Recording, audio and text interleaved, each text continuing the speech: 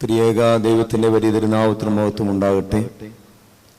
ഈ വേദിയിൽ ഉപേക്ഷിതരായിരിക്കുന്ന വന്യ കോർപ്പിസ്കോപ്പ് അച്ഛന്മാരെ, സദസ്സിലിരിക്കുന്ന വന്യരായ വരിക ശ്രേഷ്ഠരെ, ദേവാലയത്തിൽ ദൈവാശ്രയ ബോധത്തോടുകൂടി കടന്നു വന്നിരിക്കുന്ന പ്രിയമുള്ള മാതാപിതാക്കളെ, കുഞ്ഞുങ്ങളെ, വളരെ അനുഗ്രഹിക്കപ്പെട്ട ഒരാഴ്ചയാണ് ഈ ദേവാലയത്തിൽ നമുക്ക് വചനങ്ങൾ ശ്രവിക്കുവാൻ സാധിച്ചു എന്നുള്ളത് ദൈവത്തെ ആദ്യമായിട്ട് മഹത്വപ്പെടുത്തുകയാണ്.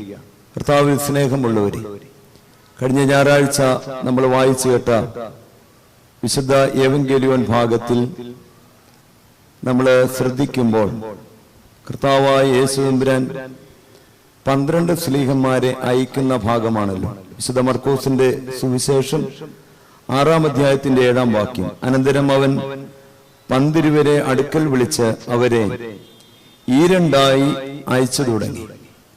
12 സ്ലീഹന്മാരെ അടുക്കൽ വിളിച്ച് 2 പേരാക്കി തീർത്തു അല്ലേ? അപ്പൊ ആ ദേശത്തിൽ ഓരോ വീടുകളിലേക്കും കർത്താവ് അയക്കുകയാണ്. 12 പേരെ 2 പേരാക്കിയപ്പോൾ എത്ര ടീമായി? അതെ, 6 ടീമായി അല്ലേ? 12 പേരെ 12ആയിട്ട് അയച്ചിരുന്നെങ്കിലോ 12 വീട്ടിൽ കടായി. ഇപ്പൊ എത്ര വീട്ടിലാ? 6 വീട്ടിൽ. അതെന്തായിരിക്കും അങ്ങനെ? കർത്താവിന്റെ ആദ്യത്തെ ശിഷ്യന്മാരുടെ മിഷൻ അങ്ങനെയാണ്. ഞാൻ ഓർക്കുകയാണ്, ഇന്ന് 2 തിരുമേനിമാരെ ഒരു ഭദ്രാസനത്തിൽ വിട്ടാൽ, എല്ലാ പള്ളിയിലും 2 അച്ഛന്മാരെ വിട്ടാൽ എങ്ങനെ ഉണ്ടാകും അല്ലേ? സ്വാതന്ത്ര്യം കുറയും. എന്നാ കുറയും? ഒരാളാണ്ട് എന്തും ചെയ്യാം. 2 പേരാകുമ്പോഴോ സ്വാതന്ത്ര്യം കുറയും. കർത്താവ് 2 പേരെ വിട്ടു. മാത്രമല്ല, ഇതൊരു പ്രത്യേക അനുഗ്രഹം കൂടിയാണ്. നമുക്കൊരു ആശ്രയബോധം ദൈവത്തിൽ ഉണ്ടാകാൻ ഇടയാക്കുന്നതാണിത്. അതുകൊണ്ടാണ് ഈ ആശ്രമ പ്രസ്ഥാനങ്ങളിലൊക്കെ അംഗമായിരിക്കുക എന്ന് പറയുന്നത് നിസ്സാരമല്ല. അപ്പൊ അവിടെ ഇരിക്കുക എന്ന് പറയുമ്പോൾ കീഴടങ്ങിയിരിക്കുക എന്ന് പറയുന്ന ഒരു പ്രത്യേകതയാണ്. ഞാൻ അതല്ല പറയാൻ ഉദ്ദേശിച്ചത്. അവരെ വിട്ടപ്പോൾ അവർക്ക് ആദ്യം കൊടുത്ത അധികാരം എന്താണ്? ഈ 2 പേരായ ശിഷ്യന്മാരെ ഓരോ വീടുകളിൽ വിടുക. അവർക്ക് ആദ്യം കൊടുത്ത അധികാരം എന്താണ്? വിശുദ്ധ മർക്കോസിന്റെ സുവിശേഷം 6-ാം അധ്യായം 7-ാം വാക്യം. അവർക്ക് അശുദ്ധാത്മാക്കളുടെ മേൽ. അപ്പൊ ഓരോ വീട്ടിൽ ചെല്ലുമ്പോൾ കർത്താവ് അവർക്ക് കൊടുത്ത ആദ്യത്തെ അധികാരം ഇതാണ്: അശുദ്ധാത്മാക്കളുടെ മേൽ അധികാരം കൊടുത്തു. അപ്പൊ അതെന്തിനായിരിക്കാം? നമ്മുടെയൊക്കെ വീട്ടിലുണ്ടോ ഇത്?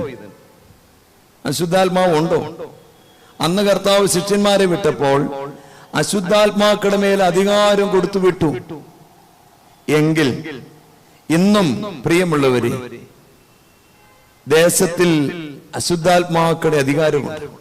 അതുകൊണ്ടാണ് 2 കൊരിന്ത്യരുടെ പുസ്തകം 2-ാം അധ്യായത്തിൽ പരിശുദ്ധനായ പൗലോസ് ശ്ലീഹ നമ്മളോട് പറയുകയാണ്. 2 കൊരിന്ത്യരുടെ പുസ്തകം 2-ാം അധ്യായത്തിന്റെ 11-ാം വാക്യം.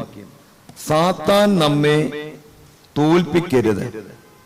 സാത്താൻ നമ്മെ തോൽപ്പിക്കരുത്. അവന്റെ തന്ത്രങ്ങൾ നാം അറിയാത്തവരല്ലല്ലോ.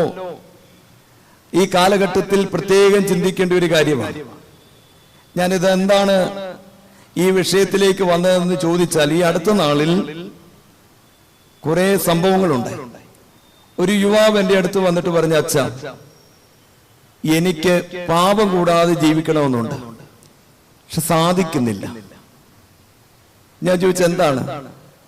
അപ്പൊ എന്നോട് പറഞ്ഞ, അച്ഛാ, മൊബൈൽ ഫോൺ എനിക്ക് വേണ്ടാന്ന് വെച്ചിട്ടും മാറ്റാൻ പറ്റുന്നില്ല. എനിക്ക് ഉറക്കമില്ല. സന്ധ്യയായി ഇച്ചിരിയോടെ രാത്രിയായി കഴിഞ്ഞാൽ ഈ മൊബൈലിൽ വൃത്തികെട്ട കാര്യങ്ങളെല്ലാം കാണാൻ തോന്നുക.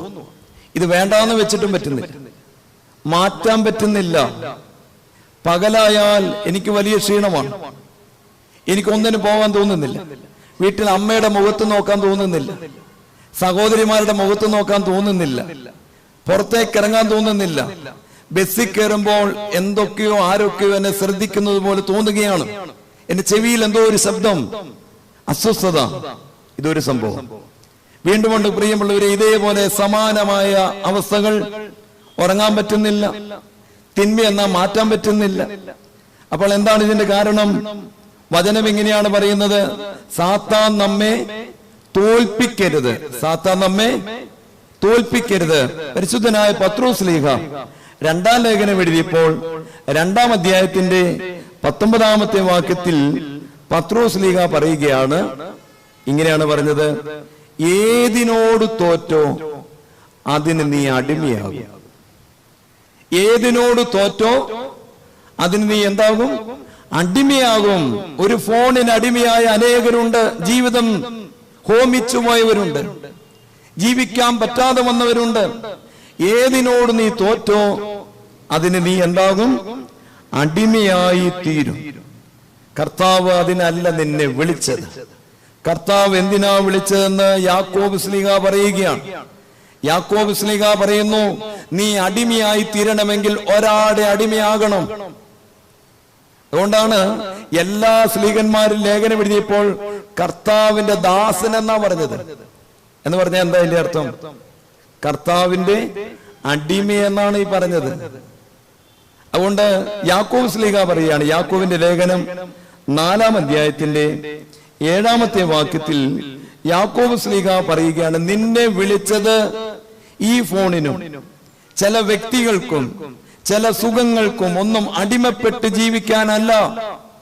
നിന്നെ വിളിച്ചത് എന്തിനാണെന്ന് അറിയാമോ? യാക്കോബിന്റെ ലേഖനം 4-ാം അധ്യായം 7-ാം വാക്യം, ദൈവത്തിന് അടിമപ്പെടുവീൻ, ദൈവത്തിന് കീഴടങ്ങുവീൻ, ദൈവത്തിന് തോറ്റുകൊടുക്കുവീൻ, ദൈവത്തിന് അടിമപ്പെടുവീൻ. അങ്ങനെ ചെയ്താൽ എന്ത് സംഭവിക്കും? പിശാചിനോട് എതിർത്ത് നിൽക്കാൻ കൃപ കിട്ടും. വീണ്ടും പറയുന്നു, അപ്പോൾ സാത്താൻ നിങ്ങളെ വിട്ട് ഓടിപ്പോകും. ഈ കാലഘട്ടത്തിൽ വളരെ പ്രധാനപ്പെട്ട ഒരു വിഷയമാണ്. സാത്താൻ നമ്മെ വിട്ട് ഓടിപ്പോകണമെങ്കിൽ ദൈവത്തിന് അടിമയാകും. ദൈവം നമ്മളെ ജയിക്കണം, നമ്മൾ തോക്കണം. ഞാൻ ഇന്ന് രാവിലെ ധ്യാനമെടുത്തപ്പോൾ പറയാൻ വിട്ടുപോയൊരു വചനമുണ്ട്. യെരമ്യാവിന്റെ പുസ്തകത്തിൽ ദൈവം ജയിച്ചു എന്നും ഞാൻ തോറ്റുവെന്നും യെരമ്യാവ് പറയുന്ന ഒരു വചനമുണ്ട്. യെരമ്യാവിന്റെ പുസ്തകം 20-ാം അധ്യായത്തിലാണത്. യെരമ്യാവ് പറയുകയാണ്, ദൈവം ബലം പിടിച്ചു. ദൈവം എന്ത് ചെയ്തു? ബലം പിടിച്ച് സമ്മതിപ്പിച്ച് ജയിച്ചു. യെരമ്യാവിന്റെ പുസ്തകം 20-ാം അധ്യായത്തിന്റെ 7-ാമത്തെ വാക്യം, യഹോവേ നീ എന്നെ സമ്മതിപ്പിക്കുകയും ഞാൻ സമ്മതിച്ചു പോവുകയും ചെയ്തു, നീ ബലം പ്രയോഗിച്ച് ജയിച്ചു. ദൈവം ജയിക്കണം. ദൈവം എന്നിലും നിങ്ങളിലും ജയിക്കണം. അതിനാണ് നമ്മളെ വിളിച്ചത്. ദൈവത്തിന് ജയിക്കാൻ പറ്റുന്ന ഒരു ജീവിതമാണോ? ദൈവത്തിന് ജയിക്കാൻ പറ്റിയ ഒരു കുടുംബമാണോ? കർത്താവ് ശിഷ്യന്മാരെ അയച്ചപ്പോ പറഞ്ഞു, സകല അശുദ്ധാത്മാക്കളെ ആ വീട്ടിൽ നിന്ന് ഇറക്കണം. എങ്ങനെ ഇത് ഇറങ്ങിപ്പോകും? ആകയാൽ പ്രിയമുള്ളവരെ, ദൈവത്തിനൊരു ആഹ്വാനമുണ്ട്. എന്താണെന്നറിയാമോ? തിന്മയെ നീ തോൽപ്പിക്കണം. ആദ്യത്തെ ആഹ്വാനം വായിക്കാം. ഉൽപ്പത്തി പുസ്തകം 4-ാം അധ്യായത്തിൽ ഇങ്ങനെയാണ് നമ്മൾ വായിക്കുന്നത്. കായേനോട് ദൈവം പറയുകയാണ്. ഉൽപ്പത്തി പുസ്തകം 4-ാം അധ്യായം 7-ാം വാക്യം, നന്മ ചെയ്യുന്നുവെങ്കിൽ പ്രസാദമുണ്ടാവുകയില്ലയോ? നീ നന്മ ചെയ്യുന്നില്ലെങ്കിലോ പാപം വാതുക്കൽ കിടക്കുന്നു. പാപം എവിടെയുണ്ട്? വാതുക്കൽ കിടക്കുന്നു. അതിന്റെ ആഗ്രഹം നിന്നിലേക്കാണ്. അതിന്റെ ആഗ്രഹം നിന്നിലേക്കാണ്. നീയോ അതിനെ കീഴടക്കണം. അതുകൊണ്ട് പ്രിയമുള്ളവരെ, പാപം വാതുക്കലുണ്ട്, അതിന്റെ ആഗ്രഹം നിന്നിലേക്കാണ്. നീ അതിനെ കീഴടക്കണം. കേവലം നിസ്സാരമായ ഒരു ഫോണിൽ തോറ്റുപോയവരുണ്ട്, അടിമപ്പെട്ടുപോയവരുണ്ട്, ജീവിതം മായാലോകത്തായി പോയവരുണ്ട്, വ്യർത്ഥമായ ജീവിതം നയിക്കുന്നവരുണ്ട്. ഇന്നത്തെ പത്രത്തിൽ ഏതാണ്ട് 360-ലധികം കുട്ടികളെയാണ് ഈ ഫോണിന്റെ അടിമത്തത്തിൽ നിന്ന് വിടുവിച്ചതെന്നും പറഞ്ഞൊരു വാർത്തയുണ്ട്. 600-ലധികം കുട്ടികൾക്ക് ചികിത്സ കൊടുത്തുകൊണ്ടിരിക്കുക. ചികിത്സ ഇതിന്ന് പോരാൻ പറ്റുന്നില്ല. വളരെ ഭയാനകമായ ഒരു ലോകത്തിലേക്ക് നമ്മൾ പോവുകയാണ്. ഇതിന് ഒരു പരിഹാരം എന്താണ്? തിന്മവാതുക്കൽ കിടക്കുന്നു, നിന്റെ സമീപത്ത് തന്നെയുണ്ട്, പാപം കൈവശമുണ്ട്. ഇതിനെ ജയിക്കാൻ എന്താണ് ചെയ്യേണ്ടത്? രാവും പകലും തിന്മയിൽ ഒരു കുടുംബത്തിന്റെ ഓരോ മുറികളും, കർത്താവേ പ്രിയമുള്ളവരെ, ഓരോ വീടിന്റെയും ഓരോ മുറികൾ രാവും പകലും തിന്മകളിലാണ്. അങ്ങനെയെങ്കിൽ എഹെസ്കേലിന്റെ പുസ്തകം ആരും എടുക്കണ്ട. 39-ാം അധ്യായത്തിൽ ദൈവം പറയുകയാണ്, രാവും പകലും ഓരോ ഭവനങ്ങളിൽ തിന്മ പെരുകിയാൽ ആകാശത്തിന്റെ ശക്തിയിളകും, മലകൾ വീഴും, കടുംതൂക്കായ പ്രദേശമെല്ലാം ഇടിഞ്ഞു വരും, അതിഭയങ്കരമായ മഴയും ആലിപ്പഴവും ദേശത്തു വരും. മനുഷ്യൻ മാത്രമല്ല, മൃഗങ്ങൾ പോലും ഭയപ്പെട്ട് ജീവിക്കുന്ന കാലഘട്ടം വരും. ഭൂമി കുലുങ്ങിയിരിക്കും. എന്താ ഇതിന്റെ കാരണമെന്നറിയാമോ? തിന്മ ഓരോ മുറികളിലും പെരുകുന്നു, തിന്മ വർദ്ധിക്കുന്നു. ഓരോ വീടുകളും സാത്താന്റെ വാസസ്ഥലമായി തീർന്നിരിക്കുക. അപ്പൊ പ്രിയമുള്ളവരെ, ഇതിന് പരിഹാരം എന്തെന്ന് വചനത്തിലൂടെ നമ്മൾ പഠിച്ചേ പറ്റുകയുള്ളൂ. സാത്താനെ എങ്ങനെ ജയിക്കാൻ കഴിയും? അപ്പൊ ഒന്നാമത്തെ ഭാഗത്തിലേക്ക് ഞാൻ പോവുകയാണ്. കർത്താവ് എങ്ങനെയാണ് സാത്താനെ തോൽപ്പിച്ചത് എന്ന് നമ്മൾ പരിശോധിക്കുകയും പഠിക്കുകയും ചെയ്യണം. ഞാൻ പെട്ടെന്ന് വിശുദ്ധ മത്തായിയുടെ സുവിശേഷം 12-ാം അധ്യായത്തിലേക്ക് പോവുകയാണ്. വിശുദ്ധ മത്തായിയുടെ സുവിശേഷം 12-ാം അധ്യായം 28-ാമത്തെ വാക്യം ഇങ്ങനെയാണ്: ദൈവാത്മാവിനാൽ ഞാൻ ഭൂതങ്ങളെ പുറത്താക്കുന്നു.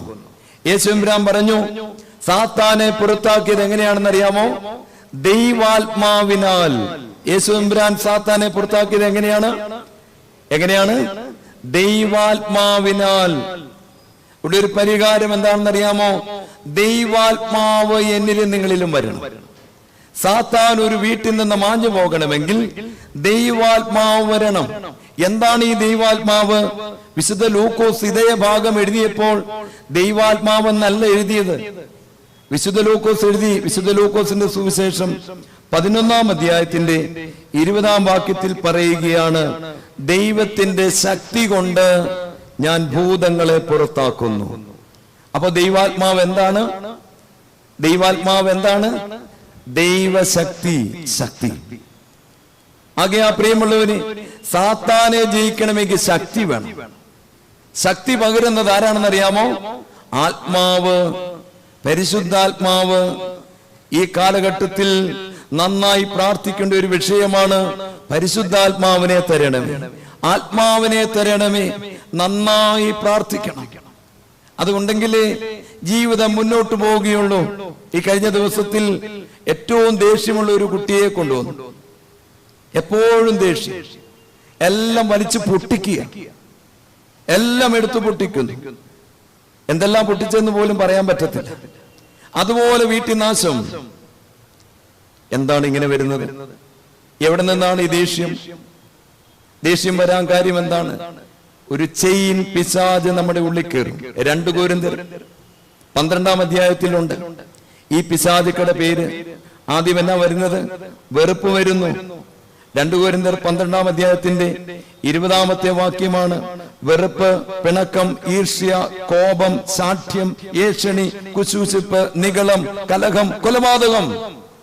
കണ്ടോ? ആദ്യം ഒരു വെറുപ്പ് സാത്താൻ വരുന്ന വഴിയാണ്.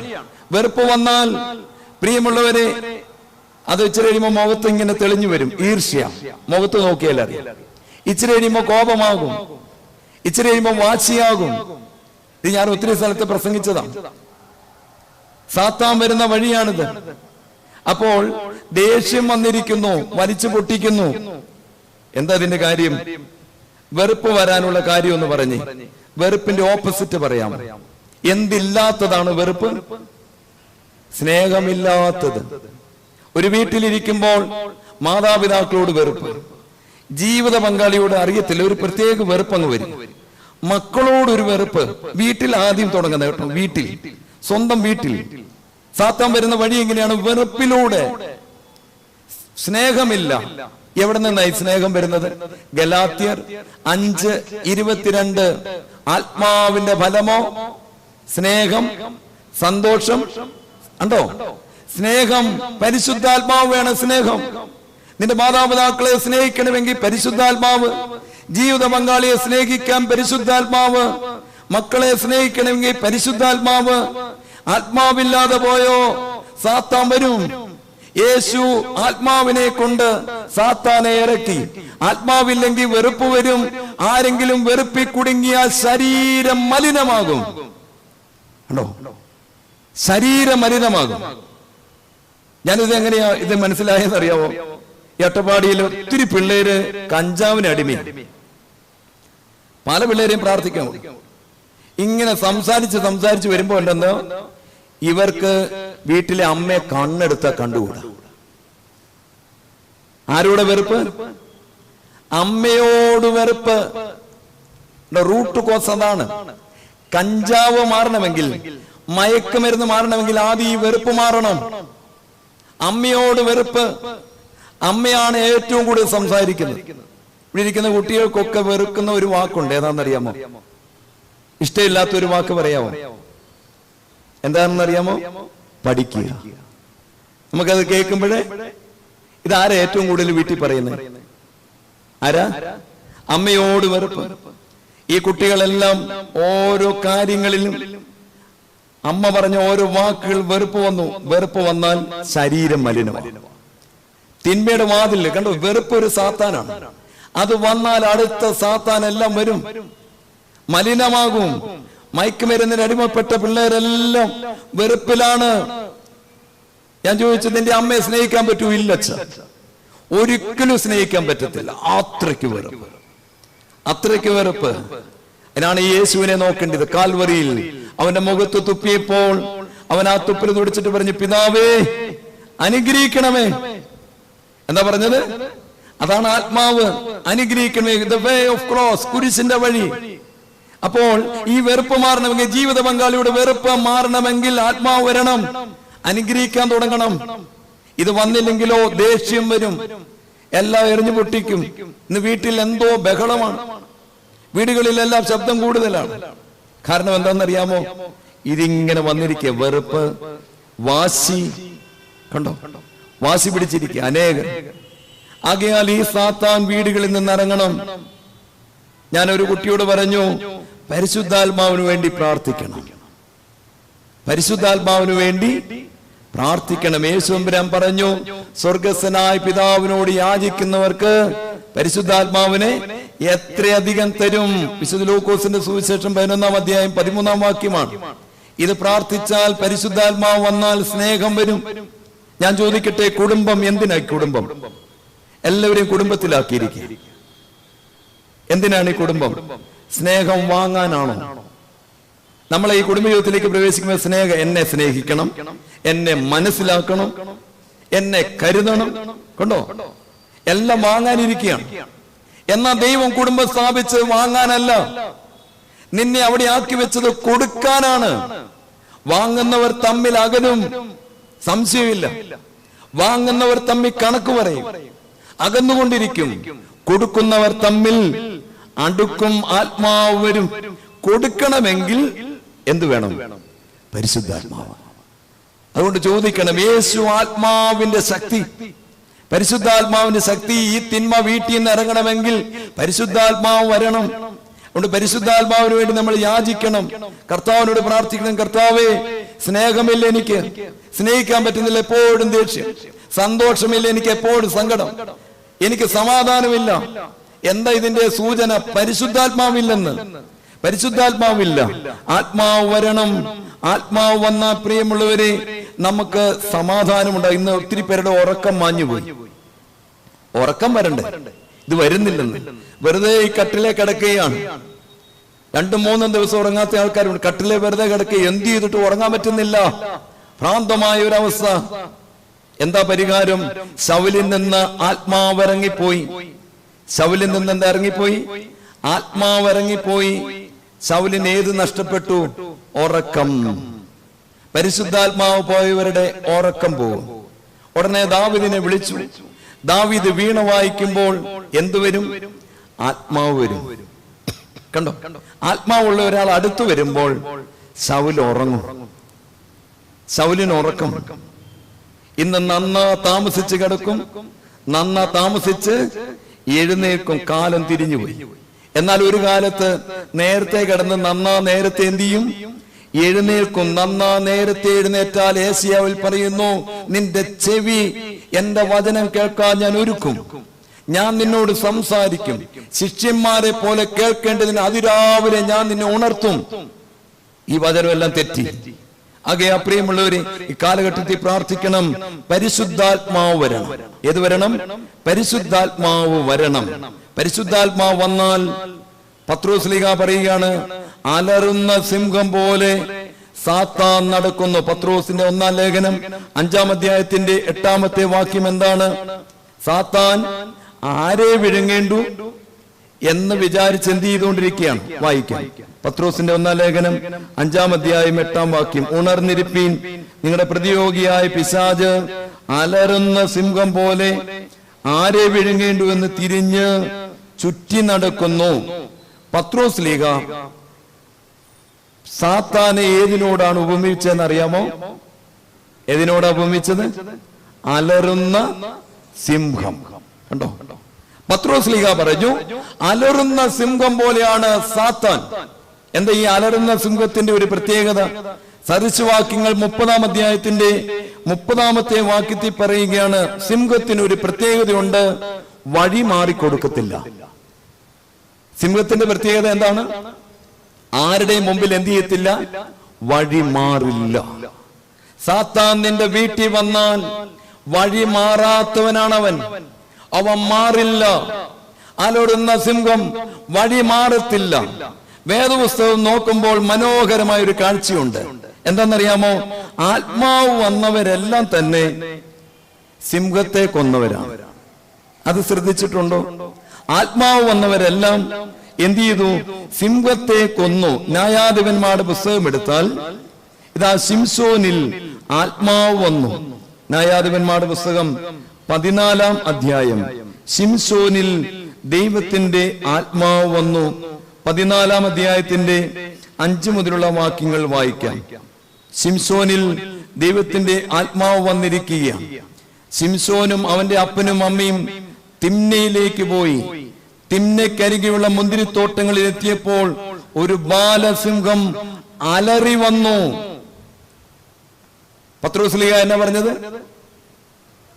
അലറുന്ന സിംഹം പോലെ സാത്താൻ വരുന്നു.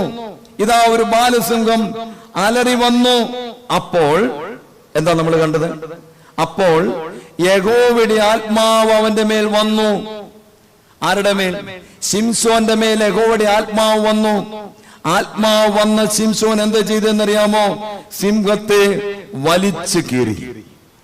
എന്റെ നിങ്ങളുടെയും കുടുംബത്തിൽ വഴിമാറാത്ത സാത്താൻ അലറുന്ന സിംഹം പോലെ വന്നാൽ ആത്മാവുണ്ടെങ്കിൽ വലിച്ചു കീറും. കേട്ടോ? വലിച്ചു കീറും. ഇനി അടുത്തയാളെ നോക്കിക്കേ. ദാവീദ് ആത്മാവുള്ള ഒരു മനുഷ്യനായിരുന്നു. 1 ശമൂവേലിന്റെ പുസ്തകം 17-ാം അധ്യായത്തിൽ ഫെലിസ്ത്യ മന്നനായ ഗോലിയാത്ത് വന്നപ്പോൾ ദാവീദ് ശൗലിനോട് പറയുകയാണ്. എന്താ ശൗലിനോട് പറഞ്ഞത്?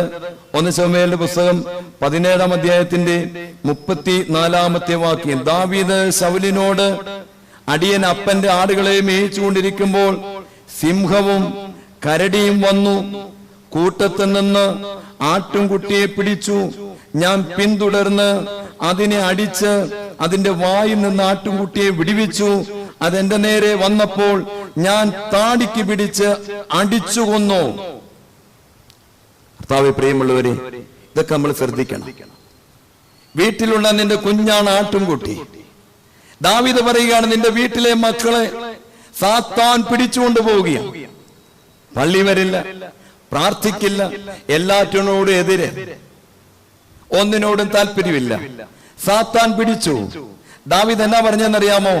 ഞാൻ അതിന്റെ വായിൽ നിന്ന് എന്റെ ആട്ടും കുഞ്ഞുങ്ങളെ രക്ഷിച്ചു.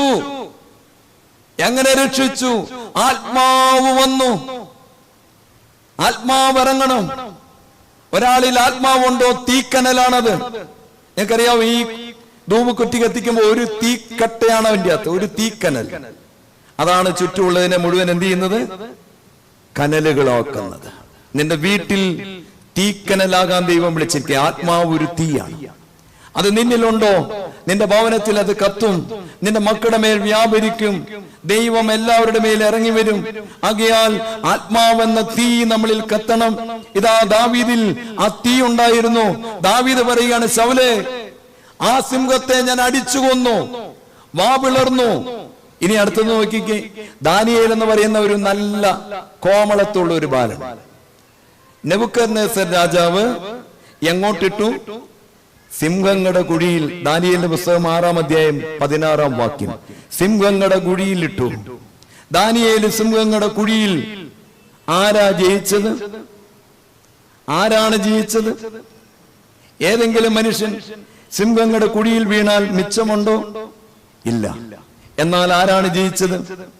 ദാനിയേൽ കീഴടക്കി. എങ്ങനെ കീഴടക്കി? ദൈവം പറഞ്ഞു, ദാനിയേലേ, നിന്നിലുള്ള ആത്മാവിലൂടെ എനിക്ക് ഇറങ്ങി വരാൻ പറ്റും. ദൈവത്തിന് ഇറങ്ങി വരാൻ പറ്റുന്ന ആത്മാവിലൂടെ ഉണ്ടോ? ആത്മാവുള്ളിടത്തെല്ലാം ദൈവം ഇറങ്ങി വരും. ദാനിയേലിൽ ആത്മാവുണ്ടായിരുന്നു, ദൈവം ഇറങ്ങി. ഇനി യേശയ്യാവ് ഒരു സ്വപ്നം കാണുകയാണ്. ഇതാ മരുഭൂമിയിൽ കർത്താവ് വരുന്നു. മരുഭൂമിയിൽ ആര് വരുന്നു? കർത്താവ് വരുന്നു. കർത്താവ് ഒരു വീട്ടിൽ വരുന്നു. നിന്റെ വീട് മരുഭൂമി പോലെ കിടക്കുകയാണ് കേട്ടോ, നിർജ്ജന പ്രദേശം പോലെ വരണ്ട് വറ്റി ഉണങ്ങി കിടക്കുകയാണ്. യേശയ്യാവ് ഇതാ വലിയൊരു പ്രവചനം കാണുകയാണ്. മരുഭൂമി പോലെ വരണ്ടുണങ്ങിയ നിന്റെ വീട്ടിൽ കർത്താവ് വരുന്നു. ആ പ്രവചനം എവിടെയാണെന്ന് അറിയാമോ? യേശയ്യാവിന്റെ പുസ്തകം 35-ാം അധ്യായം. ആ പ്രവചനത്തിന്റെ മനോഹാരിത എന്താണെന്നറിയാമോ? യേശയ്യാവ് പറയുകയാണ്, അങ്ങനെ കർത്താവ് നിന്റെ വീട്ടിൽ വന്നാൽ, 9-ാമത്തെ വാക്യം, സിംഹമില്ല അവിടെ. ഓ, എത്ര മനോഹരമാണ്! കർത്താവ് നിന്റെ വീട്ടിൽ വന്നാൽ അവിടെ സിംഹത്തെ കാണാനില്ലെന്ന് എഴുതി വെച്ചിരിക്കുന്നു. സിംഹമില്ല, അലറുന്ന സിംഹം ആ വീട്ടിലില്ല. ഇതെല്ലാം വചനമാണ്. ആകയാൽ പ്രിയമുള്ളവരെ, ആത്മാവ് വരുന്നിടത്ത് അലറുന്ന സിംഹം ഒഴിഞ്ഞു പോകും. പരിശുദ്ധനായ പൗലോസ്ലീഹ വചനം പ്രസംഗിക്കാൻ പോയി. അതെവിടെയാ കാണുന്നത്? തീമോത്തിയോസിനോട് പൗലോസ്ലീഹ പറഞ്ഞു കൊടുക്കുക, മകനെ തീമോത്തിയോസേ, ഞാൻ പ്രസംഗിക്കാൻ പോയി. പക്ഷെ പ്രസംഗിക്കാൻ ചെന്നിടത്ത് അലറുന്ന സിംഹം ഉണ്ടായിരുന്നു. എന്നെ ഉണ്ടായിരുന്നു? പ്രസംഗിക്കാൻ ചെന്ന സ്ഥലത്ത് അലറുന്ന സിംഹം ഉണ്ടായിരുന്നു. ആ അലറുന്ന സിംഹം പ്രസംഗം തടസ്സപ്പെടുത്തി. ഇങ്ങനെയാണ് വായിക്കുന്നത്. 2 തീമോത്തിയോസിന്റെ പുസ്തകം 4-ാം അധ്യായം. ഇതാ പൗലോസ്ലീഹ ഒരു പ്രസംഗ ശുശ്രൂഷയ്ക്ക് പോവുകയാണ്. ആ ശുശ്രൂഷയിൽ അവിടെ ചെന്നപ്പോൾ ആ പ്രസംഗം അത്യന്തം എതിർത്ത് തടസ്സപ്പെടുത്താൻ സാത്താൻ നോക്കുന്നു. 15-ാമത്തെ വാക്യം. പ്രസംഗത്തോട് അത്യന്തം എതിർത്ത് നിന്നു. ഇനി അടുത്ത വാക്യത്തിൽ പൗലോസ്ലീഹ 17-ാം വാക്യത്തിൽ എന്നാ പറഞ്ഞെന്നറിയാമോ? എനിക്ക് കർത്താവ് തുണ നിന്നു, പ്രസംഗം എന്നെ കൊണ്ട് നിവർത്തിക്കാനും സകല ജാതികളും കേൾക്കുവാനും എന്നെ ശക്തീകരിച്ചു. അടുത്ത വാക്യം, അങ്ങനെ ഞാൻ സിംഹത്തിന്റെ വായിൽ നിന്ന് രക്ഷ പ്രാപിച്ചു. കർത്താവ് പ്രിയമുള്ളവരെ, വചനം പറഞ്ഞുകൊണ്ടിരുന്നപ്പോൾ സിംഹത്തിന്റെ വായിൽ നിന്ന് ആര് രക്ഷ പ്രാപിച്ചു? പൗലോസ് രക്ഷ പ്രാപിച്ചു. ആത്മാവിനെ കർത്താവ് അയച്ചു. കർത്താവ് ആത്മാവിനെ അയച്ചാൽ ഹൃദയ നിലങ്ങൾ തുറക്കും, ദൈവത്തിന്റെ ഇടപെടലുകൾ ഉണ്ടാകും. ആകയാൽ പ്രിയമുള്ളവരെ, ആത്മാവ് നമ്മുടെ ഉള്ളിൽ ഉണ്ടാകണം. എല്ലാ സന്ധിയിലും നമ്മൾ ചൊല്ലുന്ന സങ്കീർത്തനമാണേത്? 91-ാം സങ്കീർത്തനം. ഞാൻ ഈ പറഞ്ഞതുമായിട്ട് എന്തെങ്കിലും ബന്ധം അതിനുണ്ടോ? 91-ാം സങ്കീർത്തനത്തിന് എന്തെങ്കിലും ബന്ധമുണ്ടോ? ഉണ്ടോ? തിരുവനന്തപുരം നിവാസികളെ ഒന്ന് ആലോചിച്ച് നോക്കിക്കേ. എല്ലാ ദിവസവും ചൊല്ലുകയാണ് 91-ാം സങ്കീർത്തനം. അതിൻ്റെ അകത്ത് ഞാൻ ഈ പറഞ്ഞ വാക്കിനോട് എന്തെങ്കിലും ബന്ധമുള്ള വാക്കുകൾ ഉണ്ടോ? 13-ാമത്തെ വാക്യം നോക്കിക്കേ. കണ്ണു തുറന്ന് മിഴിച്ചു നോക്കണം. എന്താണ് അവിടെ പറഞ്ഞതെന്നറിയാമോ? കർത്താവിന്റെ കരവലയത്തിൽ, സംരക്ഷണത്തിൽ, അത്യുന്നതന്റെ നിഴലിന്റെ മറവിൽ. നിഴൽ എന്ന് പറഞ്ഞാൽ പരിശുദ്ധാത്മാവ്. നിഴൽ എന്ന് പറഞ്ഞാൽ എന്താണ്? പരിശുദ്ധാത്മാവ്. എന്താ അങ്ങനെ പറയാൻ കഴിയുമെന്ന് അറിയാമോ? നിഴൽ. ഗബ്രിയേൽ മാലാഖ പരിശുദ്ധ അമ്മയുടെ അടുത്ത് വന്നപ്പോൾ പരിശുദ്ധാത്മാവ് നിന്റെ മേൽ വരും, അത്യുന്നതന്റെ ശക്തി നിന്റെ മേൽ നിഴലിടും. എന്താ ഈ ശക്തി? പരിശുദ്ധാത്മാവ് നിഴൽ. അത്യുന്നതന്റെ മറവിലും ആ നിഴലിലും ആത്മാവ് നിഴല് പോലെ നിന്നിൽ വന്നാൽ 13ാമത്തെ വാക്യം പറയുകയാണ്, സിംഹത്തിന്മേലും അണലിയുടെ മേലും നിന്റെ കുടുംബം ചവിട്ടും, ബാലസിംഹത്തെ മെതിച്ച് കളയും. ബന്ധമുണ്ടോ? എല്ലാ ദിവസവും ചൊല്ലുക വീട്ടിൽ. അത്യുന്നതന്റെ നിഴല് വന്നാൽ, പരിശുദ്ധാത്മാവ് വന്നാൽ നിന്റെ വീട്ടിൽ അലറുന്ന സിംഹമില്ലെന്ന് അവനെ മെതിച്ച് കളയും. ആകയാ പ്രിയമുള്ളവരെ, നമ്മുടെ വീട്ടിൽ നിന്ന് അശുദ്ധാത്മാവ് ഇറങ്ങണമോ? ഇന്ന് തൊട്ട് നന്നായിട്ട് ആഗ്രഹിക്കണം. എന്താ വേണ്ടിയത്? വീട്ടിൽ ആര് വരണം? പരിശുദ്ധാത്മാവ് വരണം.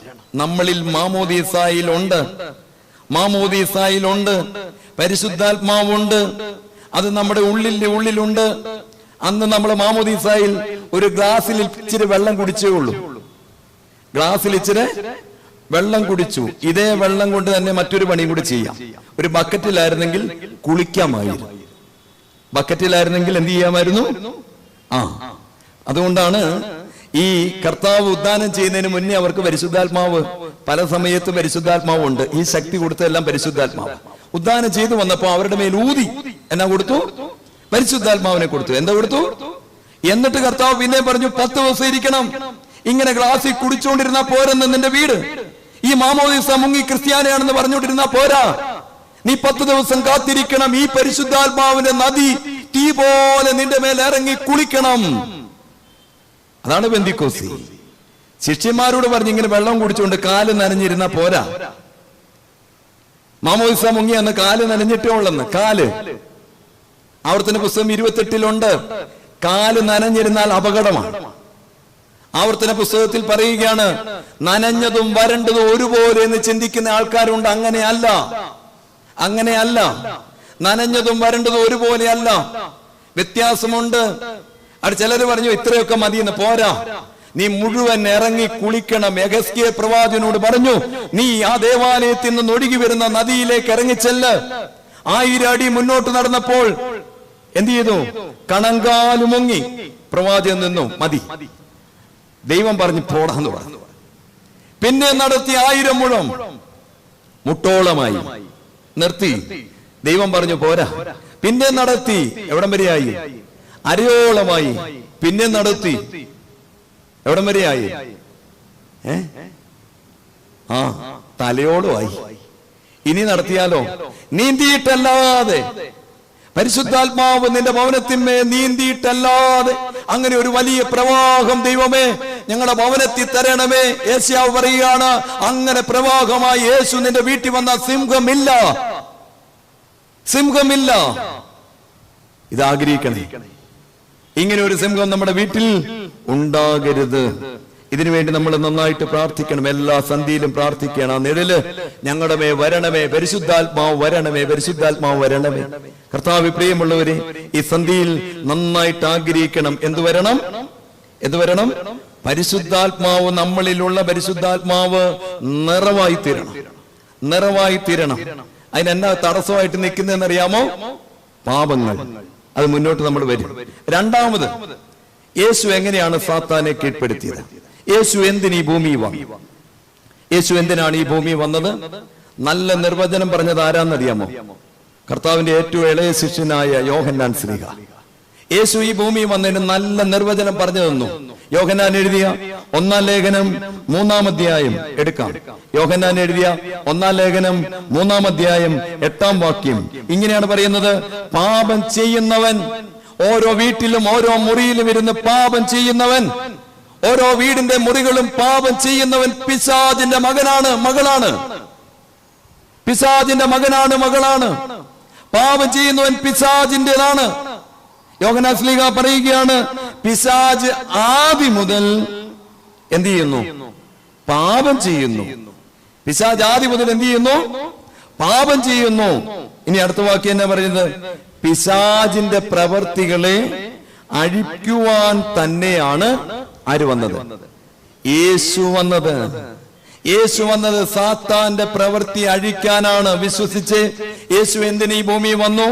സാത്താന്റെ പ്രവൃത്തികൾ അഴിക്കാൻ. വിശ്വാസമുണ്ടോ? വിശ്വാസമുണ്ടോ? യേശു വന്നത് സാത്താന്റെ പ്രവൃത്തികളെ അഴിക്കാൻ. എന്നിട്ട് അഴിച്ചോ? യേശു ഈ സാത്താന്റെ പ്രവൃത്തി അഴിച്ചോ ഇല്ലയോ? ഒന്ന് പറഞ്ഞേ, അഴിച്ചോ? ഒന്നാം ധൈര്യമായിട്ടൊന്ന് പറയാമോ? അഴിച്ചോ ഇല്ലേ? അഴിച്ചോ? അഴിച്ചു. എന്നിട്ട് ഒരു ഉറപ്പില്ല. കൊലോസ് ലേഖനം എടുക്കാം. കൊലോസ് ലേഖനം 2-ാം അധ്യായത്തിന്റെ 15-ാം വാക്യം ഇങ്ങനെയാണ് നമ്മൾ കാണുന്നത്. വാഴ്ചകളെയും അധികാരങ്ങളെയും ആയുധവർഗം വെപ്പിച്ച് ക്രൂശിൽ അവരുടെ മേൽ ജയോത്സവം കൊണ്ടാടി അവരെ പരസ്യമായ കാഴ്ചയാക്കി.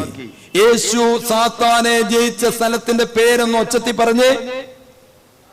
ഏതാ സ്ഥലം? ഏതാ സ്ഥലം? ഇവിടെ ഞാൻ ഒന്നുകൂടെ വായിക്കാം. കൊലോസിലെ 2-ാം അധ്യായം 15-ാം വാക്യം. വാഴ്ചകളെയും അധികാരങ്ങളെയും ആയുധവർഗം വെപ്പിച്ചു. എല്ലാ ആയുധങ്ങളും താഴെ വെച്ചിട്ട് ഹാൻഡ്സപ്പ് ആക്കി. എന്നിട്ട് ഇങ്ങനെയാണ് എഴുതിയിരിക്കുന്നത്, ക്രൂസിൽ അവരുടെ മേൽ ജയോത്സവം കൊണ്ടാടി. യേശു സാത്താനെ ജയിച്ച സ്ഥലം. അതുകൊണ്ട് സാത്താന് ഏത് പേടിയുണ്ട്? രണ്ടാമത്തെ ആയുധം. ഒന്നാമത്തെ ആയുധം പരിശുദ്ധാത്മാവ്. രണ്ടാമത്തെ ആയുധം യേശു കുരിശിന്റെ മുമ്പിൽ സാത്താനെ കൊണ്ട് എല്ലാ ആയുധങ്ങളും താടിയിടിപ്പിച്ചു. നിരായുധനാക്കി നിർത്തി. ഒരായുധവും അവന്റെ കയ്യിലില്ല. അവന്റെ കയ്യിലില്ല. അവനെ എല്ലാവരുടെ മുമ്പിൽ പരസ്യമായ കാഴ്ചയാക്കി നിർത്തി യേശു ആ കുരിശിൽ ജയോത്സവം കൊണ്ടാടി. പെരുന്നാൾ എന്താ ചെയ്യുന്നത്? കൊണ്ടാടും. എങ്ങനെ? പെരുന്നാൾ എങ്ങനെയാ കൊണ്ടാടുന്നത്? പെരുന്നാൾ എങ്ങനെയാ കൊണ്ടാടുന്നത്?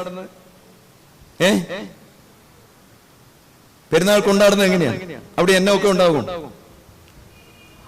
നല്ല സൗണ്ട് സിസ്റ്റം ഉണ്ടാവും. അയ്യോ, എല്ലാരും കേൾക്കണം അല്ലേ? ചെണ്ടമേളം ഉണ്ടാവും, ബാൻഡ് സെറ്റ് ഉണ്ടാകും. എന്താ ഇത്? ഈ കൊണ്ടാടുക എന്ന് പറഞ്ഞ ജയോത്സവം കൊണ്ടാടി എന്ന് പറഞ്ഞാൽ എന്നാ? ഈ പെരുന്നാൾ കൊണ്ടാടിയാന്ന് പറഞ്ഞാൽ ഇവിടെ ഈ പള്ളി പെരുന്നാൾ കൊണ്ടാടി ഈ ദേശം അറിയണം. വേണോ? ആരറിയണം? ദേശം അറിയണം. യേശു കുരിശിൽ വിജയം കൊണ്ടാടി എന്ന് പറഞ്ഞാൽ ഞാനും നിങ്ങളും അറിഞ്ഞേ പറ്റുള്ളൂ. ഇത് അറിയണം. എന്താ അറിയേണ്ടത്? എന്താ അറിയേണ്ടത്? സാത്താൻ ആരാണ്? സാത്താൻ ആരാണ്? ഇപ്പൊ ജയിച്ചത് ആരാന്നാ പറഞ്ഞത്? ജയിച്ചത് ആരാന്നാ പറഞ്ഞേ? യേശു. അങ്ങനെയാണ് സാത്താൻ ആരാ? ഒന്ന് പറഞ്ഞു നിങ്ങൾ. ജയിച്ചത് യേശു. അങ്ങനെയാണ് സാത്താൻ ആരാ? അന്നൊന്ന് നല്ലതായിട്ട് പറഞ്ഞേ. തോറ്റവൻ. എന്നാ പറയണ്ടേ? നമ്മുടെ വീടിനെ നോക്കിട്ട് പറയണം സാത്താൻ ആരാണ്? തോറ്റവൻ. സാത്താൻ ആരാണ്? തോറ്റവൻ.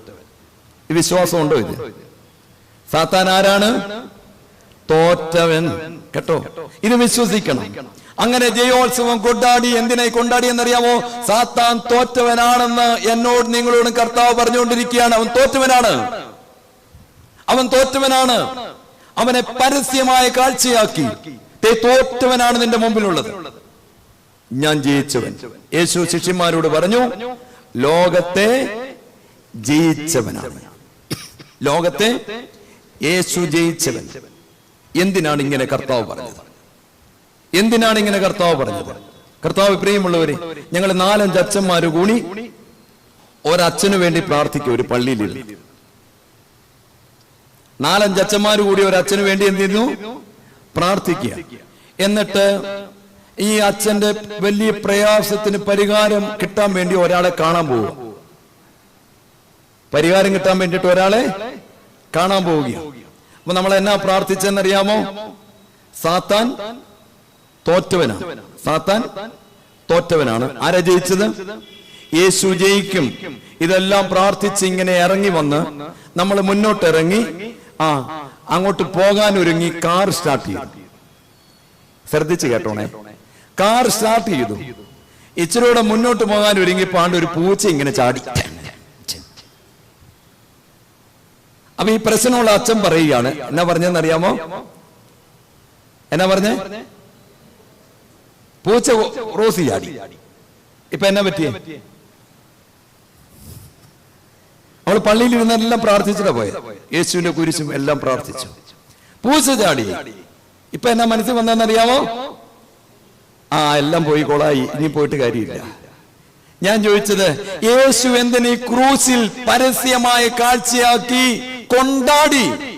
ഇത്രയും കൊണ്ടാടിയിട്ടും നിന്റെ മനസ്സിൽ ആരാ കയറി കിടക്കുന്നത്? ഈ പൂച്ചയും കൂടോത്രവും അയലോക്കമൊക്കെയാ. അവര് കാരണം ഇവര് കാരണം അല്ല. ഇതാണ് സാത്താനെ തോൽപ്പിക്കാൻ പറ്റാത്തത്. കണ്ടോ? അപ്പൊ എന്താണ് ഈ ക്രൂസിൽ കൊണ്ടാടിയ ഈ ജയത്തിന്റെ വിശ്വാസം വരണം. എന്നാ വരണം? എന്നാലേ ജയിക്കാൻ പറ്റൂ. അതുകൊണ്ട് കുരിശ് സാത്താൻ എന്താണ്? പേടിയാണ്. കുരിശ് ആർക്ക് പേടിയാണ്? ഒരു ക്രിസ്ത്യാനി കുരിശ് വരച്ചാൽ സാത്താൻ വിറയ്ക്കും. ഒരു ക്രിസ്ത്യാനി കുരിശിട്ടാൽ ആര് വിറയ്ക്കും? ആര് വിറയ്ക്കും? എന്നാ തെറ്റ്. ഈ കുരിശിട്ടാൽ ഇതിന്റെ വിശ്വാസമുള്ളവനെ കണ്ടാൽ വിറയ്ക്കും. അല്ലാത്തവർക്ക് ഇത് ആഭരണമാണ്. അല്ലാത്തവർക്ക് ഇത് എന്താണ്? ആഭരണം. പൗലോസ് പറയുന്ന കുരിശിന്റെ ശക്തി, ഈ ശക്തി വ്യാപരിക്കണമെങ്കിൽ കുരിശ് എന്താന്ന് നീ മനസ്സിലാക്കി വിശ്വസിക്കണം. എന്നാൽ ഈ ശക്തി വരത്തുള്ളൂ. ഇത് ഇന്നത്തെ കാലഘട്ടത്തിൽ എന്നാക്കിയിട്ടിരിക്കുകയാണ്? ആഭരണം. സാത്താൻ വന്ന് ചവിട്ടി തൂത്തുവാരി പോരും. അങ്ങനെ പോകും. അതുകൊണ്ട് ഈ കുരിശിന്റെ ശക്തി അറിയണം. ശക്തി അറിയണം. അതിന്റെ പേരാണ്, അറിയുന്നതിന്റെ പേരാണ് വിശ്വാസം. എന്താ പറഞ്ഞേ? വിശ്വാസം ഉണ്ടോ? ഇവിടെ ഇരിക്കുന്ന എല്ലാവർക്കും എന്നാ ഉണ്ട്? വിശ്വാസം ഉണ്ട് ഇല്ലേ? ഞാൻ കൈ പൊക്കിയാൽ രണ്ട് കൈയും വേണം പൊക്കും. നമുക്ക് എല്ലാവർക്കും എന്നാ ഉണ്ട്? എന്നാ ഉണ്ട്? വിശ്വാസമുണ്ട്. ഓക്കെ. ഏതിലെ വിശ്വാസം? യേശുവിന്റെ കുരിശിൽ വിശ്വാസമുണ്ട്. ഓക്കെ. ഇന്ന് നമ്മൾ ഇവിടെ രാവിലെ വന്നപ്പോൾ, അല്ലെ ഈ സന്ധ്യക്ക് വന്നപ്പോൾ, ഗവൺമെന്റ് പറഞ്ഞിരിക്കുകയാണ് ഇന്ന് തിരുവനന്തപുരം കൺവെൻഷന് വരുന്ന എല്ലാവരെയും അറസ്റ്റ് ചെയ്തോളാം പറഞ്ഞിരിക്കുക. ഇതിന്റെ വാതിക്കൽ എല്ലാവരെയും അറസ്റ്റ് ചെയ്തോളാം പറഞ്ഞിരിക്കുക. എത്ര പേരുണ്ടാവും? ഇന്ന് നാളെയൊക്കെ സംഭവിക്കല്ലേ? വെടിവെച്ചോളാൻ പറഞ്ഞ എത്ര പേരുണ്ടാവും? വരുന്ന എല്ലാവരും വെടിവെച്ചോളാൻ പറഞ്ഞ എത്ര പേരുണ്ടാകും? എന്താണ് വിശ്വാസം?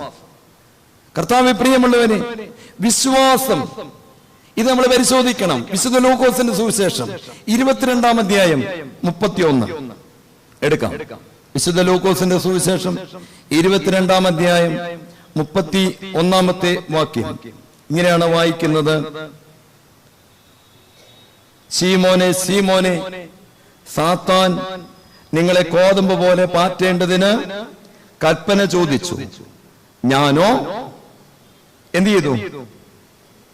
യേശു പറയുകയാണ്, സാത്താൻ വന്നടാ. ശീമോനെ, സാത്താൻ വന്നു, കൽപ്പന ചോദിച്ചു, പെർമിഷൻ കൊടുത്തു. സാത്താൻ വന്നു, കൽപ്പന ചോദിച്ചു, പെർമിഷൻ കൊടുത്തു. യേശു പറയുന്നു, ഞാനോ നിന്റെ വിശ്വാസം പോകാതിരിക്കാൻ. അപ്പൊ ഏതുണ്ടെങ്കിൽ സാത്താൻ ജയിക്കില്ല? കുരിശിൽ വിശ്വാസം. ഇത് നമുക്ക് വേണം. കുരിശിൽ സാത്താൻ തോറ്റു. എനിക്ക് നിങ്ങൾക്കും പാപമോചനം കിട്ടി. കുരിശിൽ എന്നാ കിട്ടി? പാപമോചനം കിട്ടി. ശാപങ്ങൾ മോചിക്കപ്പെട്ടു. ഏതെങ്കിലും വിധത്തിലുള്ള ശാപം, എല്ലാവരും ശാപത്തില്ല. ന്യായപ്രമാണം തെറ്റിച്ചാൽ ശപിക്കപ്പെട്ടവൻ. അപ്പൊ നമ്മൾ എല്ലാവരും ആരാ?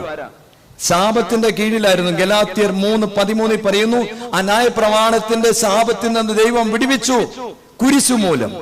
സൗഖ്യം തന്നു.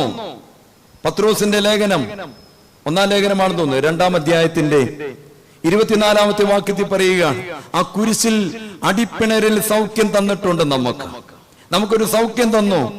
കണ്ടോ? പാപമോചനം, ശാപങ്ങളുടെ വിടുതൽ, സൗഖ്യം.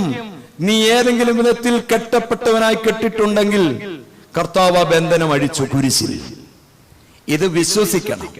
കർത്താവേ, പ്രിയമുള്ളവരെ, ഈ ശക്തി വിശ്വസിച്ചാൽ സാത്താൻ ആ വീട്ടിൽ നിന്ന് ഇറങ്ങും. ആകെയാ പ്രിയമുള്ളവരെ, പിതാവിനും പുത്രനും പരിശുദ്ധ റൂഹായിക്കും സ്തുതി ഒന്ന് പറഞ്ഞേ എല്ലാവരും.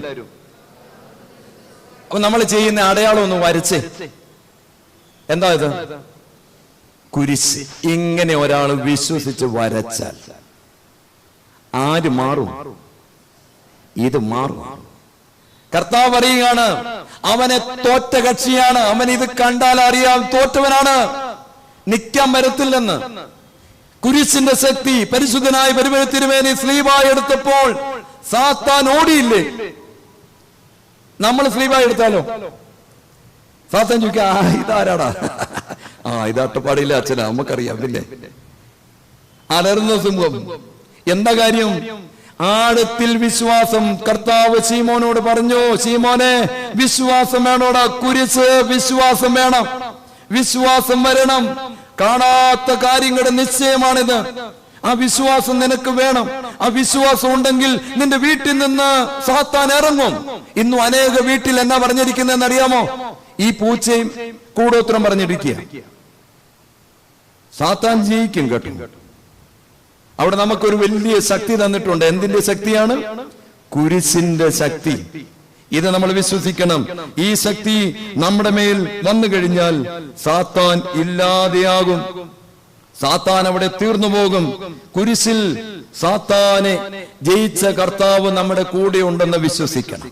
ആകെ പ്രിയമുള്ളവരെ, വീട്ടിൽ ഒരു പിതാവിനും പുത്രനും പരിശുദ്ധ റൂഹായ്ക്കും സ്തുതി എന്ന് പറഞ്ഞാൽ തന്നെ നമ്മുടെ പിതാക്കന്മാർ ഇങ്ങനെ പറഞ്ഞിട്ടുണ്ട്, നീ ഒന്ന് തൃത്വനാമത്തിൽ സ്തുതിച്ച് കുരിശ് വരച്ചാൽ തന്നെ മതി. That's enough. വീട്ടിൽ നിന്ന് ഇറങ്ങുവന്ന് സാത്താൻ ഒന്ന് കുരിശ് വരച്ചാൽ മാത്രം മതി, ഇറങ്ങും. കണ്ടോ? അപ്പൊ ഈ ശക്തി അറിയണ്ടേ നമ്മള്? ഇതാണ് രണ്ടാമത്തെ കാര്യം. കുരിശിന്റെ അടയാളം സാത്താന് പേടിയാണ്. മൂന്നാമത്തേത് വേഗം പോകാം. വെളിപാട് പുസ്തകം 12-ാം അധ്യായം എടുക്കാം. വെളിപാട് പുസ്തകം 12-ാം അധ്യായത്തിൽ ഈ തിന്മകൾ മാറിപ്പോകണമെങ്കിൽ വളരെ വ്യക്തമായിട്ട് പറയുകയാണ്. വെളിപാട് പുസ്തകം 12-ാം അധ്യായത്തിന്റെ 9-ാമത്തെ വാക്യത്തിൽ പറയുന്നു, പിശാചും സാത്താനും എന്ന മഹാസർപ്പം ഈ ഭൂമിയിലേക്ക് വന്നിട്ടുണ്ട്. പിശാചും പിന്നെ എന്നാ പറഞ്ഞത്? സാത്താനും എന്ന മഹാസർപ്പം ഈ ഭൂമി വന്നിട്ടുണ്ട്. എന്തിനാണെന്ന് അറിയാമോ? എന്തിനാ വന്നത്? 11-ാമത്തെ വാക്യം ഇങ്ങനെയാണ് പറയുന്നത്. 11-ാമത്തെ വാക്യത്തിന്റെ തൊട്ട് മുമ്പിലുണ്ട്, ദൈവസന്നിധിയിൽ എല്ലാരെയും കുറ്റം പറയാൻ. സാത്താൻ എന്തിനാ വന്നേ? ദൈവസന്നിധിയിൽ എല്ലാരെയും കുറ്റം പറയാൻ. ഞാൻ ഈ പ്രസംഗിച്ചുകൊണ്ട് നിൽക്കുമ്പോൾ സാത്താൻ ഇപ്പോ ദൈവത്തിന്റെ മുമ്പിലുണ്ട്. എന്നിട്ട് ദൈവത്തോട് പറയുകയാണ്, അവന് യോഗ്യതയില്ല, അവന് യോഗ്യതയില്ല. ഈ പറയുന്ന വചനം മുഴുവൻ തെറ്റിച്ചവനാണ് അവൻ. അവൻ ഈ തിന്മകൾക്ക് അടിമപ്പെട്ടവനാണ്. അവൻ ഈ ഫോണിൽ കിടന്നവനാണ്. ഈ പാപങ്ങളിൽ ജീവിച്ചവനാണ്. യോഗ്യതയില്ല, യോഗ്യതയില്ല, യോഗ്യതയില്ല. സക്കറിയാവിന്റെ പുസ്തകം 3-ാം അധ്യായത്തിൽ, അതോ 2-ാം അധ്യായമാണ്, സക്കറിയാവിന്റെ പുസ്തകത്തിൽ ഒരു ദർശനം കാണുകയാണ്. എന്താ ദർശനം എന്നറിയാമോ? ഇതാ ഒരു പുരോഹിതൻ കാപ്പയിട്ടുകൊണ്ട് നിൽക്കുകയാണ്. 3-ാം അധ്യായം 3-ാം അധ്യായത്തിന്റെ 1 മുതലുള്ള വാക്യങ്ങളിൽ മഹാപുരോഹിതനായി യോശുവ കാപ്പയിടുകയാണ്. അംശവസ്ത്രം ധരിക്കുന്നു. ആ ധരിക്കുന്ന സമയത്ത് പ്രിയമുള്ളവരെ, യഹോവയുടെ ദൂതൻ മുമ്പിലുണ്ട്, ദൈവത്തിന്റെ ദൂതൻ മുമ്പിലുണ്ട്. സാത്താൻ വലതുവശത്ത് നിന്നിട്ട് പറയുന്നു, ഈ കാപ്പയിടാൻ യോഗ്യതയില്ലവന്, ഈ കാപ്പയിടാൻ യോഗ്യതയില്ലവന്, ഇവൻ പാപിയാണ്, ഇവൻ കഴിഞ്ഞ ദിവസം ഇന്ന തിന്മ ചെയ്തവനാണ്. ഓരോ കുറ്റങ്ങളും ഇങ്ങനെ ദൈവത്തോട് ആർഗ്യൂ ചെയ്തുകൊണ്ടിരിക്കുക. കണ്ടോ? ഇങ്ങനെ ദൈവത്തോട് വാദിക്കുന്നവന്റെ പേരാണ് എന്ത്? എന്ത്? സാത്താൻ. അപ്പൊ സാത്താന്റെ തൊഴിൽ എന്താ? സാത്താന്റെ തൊഴിൽ എന്താ? കുറ്റം പറയുക. അപ്പൊ കുറ്റം പറയുന്നവർ ആരുടെ കൂടെയാ? ആരുടെ കൂടെയാ? അപ്പൊ നല്ല എളുപ്പമുള്ള പണിയുണ്ട്. വീട്ടിലിരുന്ന് കുറ്റം പറഞ്ഞുകൊണ്ടിരുന്നാ മതി. ആര് വന്നുകൊണ്ടിരിക്കും? സാത്താൻ. അനുഗ്രഹിച്ച് പ്രാർത്ഥിച്ചുകൊണ്ടിരുന്നാൽ ആരുടെ കൂട്ടാളിയാവും? ദൈവത്തിന്റെ. കണ്ടോ? സാത്താൻ ഇങ്ങനെ കുറ്റം പറഞ്ഞു. ഇവൻ കാപ്പയിട്ടുകൊണ്ടിരിക്കുമ്പോൾ യോഗ്യതയില്ല, യോഗ്യതയില്ല എന്ന് പറഞ്ഞപ്പോൾ ദൈവം ഇറങ്ങി ചെന്നിട്ട് പറഞ്ഞു, സാത്താനെ നീ മിണ്ടരുത്. കണ്ടോ? ദൈവം ഇറങ്ങി ചെന്നിട്ട് പറഞ്ഞു, സാത്താനെ നീ മിണ്ടരുത്, അവന് ഞാൻ ഒരു വസ്ത്രം കൊടുക്കും. എന്താ വസ്ത്രം എന്നറിയാമോ? വെളിപാട് പുസ്തകം 7-ാം അധ്യായത്തിലുണ്ട്, കുഞ്ഞാടിന്റെ രക്തത്തിൽ അലക്കി വെളുപ്പിച്ച വസ്ത്രം. വെളിപാട് പുസ്തകം 7-ാം അധ്യായത്തിന്റെ 14-ാമത്തെ വാക്യം, വളരെ മനോഹരമായ വസ്ത്രം, കുഞ്ഞാടിന്റെ രക്തത്തിൽ അലക്കി വെളുപ്പിച്ച വസ്ത്രം അവനെ ധരിപ്പിക്കും. എന്നിട്ട് ദൈവം പറയാണ്, ഉത്സവ വസ്ത്രം ഞാൻ അവനെ ധരിപ്പിക്കും. അവൻ ചെയ്ത തെറ്റിന് പരിഹാരമുണ്ടായി. യോശുവ ചെയ്ത തെറ്റിന് പരിഹാരമുണ്ടായി. ഞാൻ നിങ്ങൾ ചെയ്തിട്ടുള്ള എല്ലാ പാപങ്ങൾക്കും പരിഹാരമുണ്ടായി. എവിടെയാണെന്നറിയാമോ? ക്രൂസിൽ. എവിടെയാണ് പരിഹാരം? അതുകൊണ്ട് വെളിപാട് പുസ്തകം 12-ാം അധ്യായത്തിന്റെ 10 മുതലുള്ള വാക്യങ്ങളിൽ പറയുകയാണ്, സാത്താൻ നിരന്തരം കുറ്റം പറഞ്ഞപ്പോൾ അവർ സാത്താനെ ജയിച്ചു. എങ്ങനെ ജയിച്ചു? 2 കാര്യങ്ങൾ പറയുന്നു. കുഞ്ഞാടിന്റെ രക്തം കൊണ്ടും പിന്നെ സാക്ഷ്യവചനം കൊണ്ടും. കുഞ്ഞാടിന്റെ രക്തം കൊണ്ടും സാക്ഷ്യ വചനം കൊണ്ടും. കർത്താവേ പ്രിയമുള്ളവരെ, 2 കാര്യങ്ങൾ കൊണ്ട് അവർ ജയം പ്രാപിച്ചു. ഒന്ന്, കുഞ്ഞാടിന്റെ രക്തം. യോശുവ മഹാപുരോഹിതനോട് ദൈവം പറഞ്ഞു, നിന്നെ ഞാൻ ഉത്സവ വസ്ത്രം ധരിപ്പിക്കും. എങ്ങനെയാണെന്നറിയാമോ? ദൈവം ഇതാ ഒരു കുഞ്ഞാടിനെ അറുത്ത് ആ രക്തത്തിൽ നിന്റെ മലിനമായ വസ്ത്രങ്ങൾ കഴുകി ഇതാ നിനക്ക് തരികയാണ്. ഇനി സാത്താന് കുറ്റം പറയാൻ പറ്റില്ല. ആകയാ പ്രിയമുള്ളവരെ, ഓരോ ഭവനങ്ങളുടെ മേലും കുഞ്ഞാടിന്റെ രക്തം ഒഴുകണം. എന്താ ഈ കുഞ്ഞാടിന്റെ രക്തം? എന്താ ഈ കുഞ്ഞാടിന്റെ രക്തം? പഴയ നിയമത്തിൽ എവിടെയേലും കുഞ്ഞാടിന്റെ രക്തം ഉണ്ടോ? ഉണ്ടോ? പഴയ നിയമത്തിൽ എവിടെയാണ് കുഞ്ഞാടിന്റെ രക്തം? ഇതാ മിസ്രയീം പാളയത്തിലൂടെ ആര് വരുന്നു? സംഹാരദൂതൻ. ആരാ വരുന്നത്? സംഹാരദൂതൻ കടന്നു വരുന്നു. പുറപ്പാട് പുസ്തകം എടുക്കാം. പുറപ്പാട് പുസ്തകം 12-ാം അധ്യായത്തിന്റെ 11-ാമത്തെ വാക്യം. പുറപ്പാട് പുസ്തകം 12-ാം അധ്യായത്തിന്റെ 12ാമത്തെ വാക്യം. ഈ രാത്രിയിൽ മിസ്രയീം ദേശത്തുകൂടെ സംഹാരദൂതൻ കടന്ന് മിസ്രയീം ദേശത്തുള്ള മനുഷ്യന്റെയും മൃഗത്തിന്റെയും, മനുഷ്യന്റെ മാത്രമല്ല പിന്നെ എന്തുകൊണ്ട്, മൃഗത്തിന്റെയും കടിഞ്ഞൂലിനെ ഒക്കെയും സംഹരിക്കും. മിസ്രയീമിലെ സകല ദേവന്മാരിലും ഞാൻ ന്യായവിധി നടത്തും. ഞാൻ യഹോവയാകുന്നു. ഇനി വായിച്ചു കേട്ടെ. നിങ്ങൾ പാർക്കുന്ന വീടുകളിൽ രക്തമടയാളമായിരിക്കും. ഏതടയാളം? എന്താ ഈ അടയാളം എന്ന് പറഞ്ഞാൽ? അടയാളം.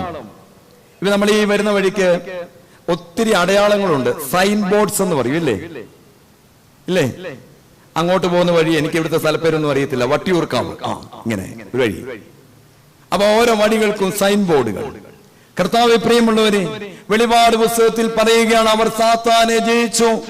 എന്തിന്റെ അടയാളത്താൽ? കുഞ്ഞാടിന്റെ രക്തം. ഇവിടെ പറയുകയാണ്, നിങ്ങളുടെ വീടിന് അടയാളം രക്തമാണ്. നിങ്ങളുടെ വീടിന് എന്താണ് അടയാളം? രക്തം. എന്ത് ചെയ്യണം? വീടുകളിന്മേൽ രക്തം അടയാളമായിരിക്കും. ഞാൻ രക്തം കാണുമ്പോൾ നിങ്ങളെ ഒഴിഞ്ഞ് കടന്നുപോകും. മിസ്രയീം ദേശത്തെ ബാധിക്കുന്ന ബാധ നിങ്ങൾക്ക് നാശകേതുവാകത്തില്ല.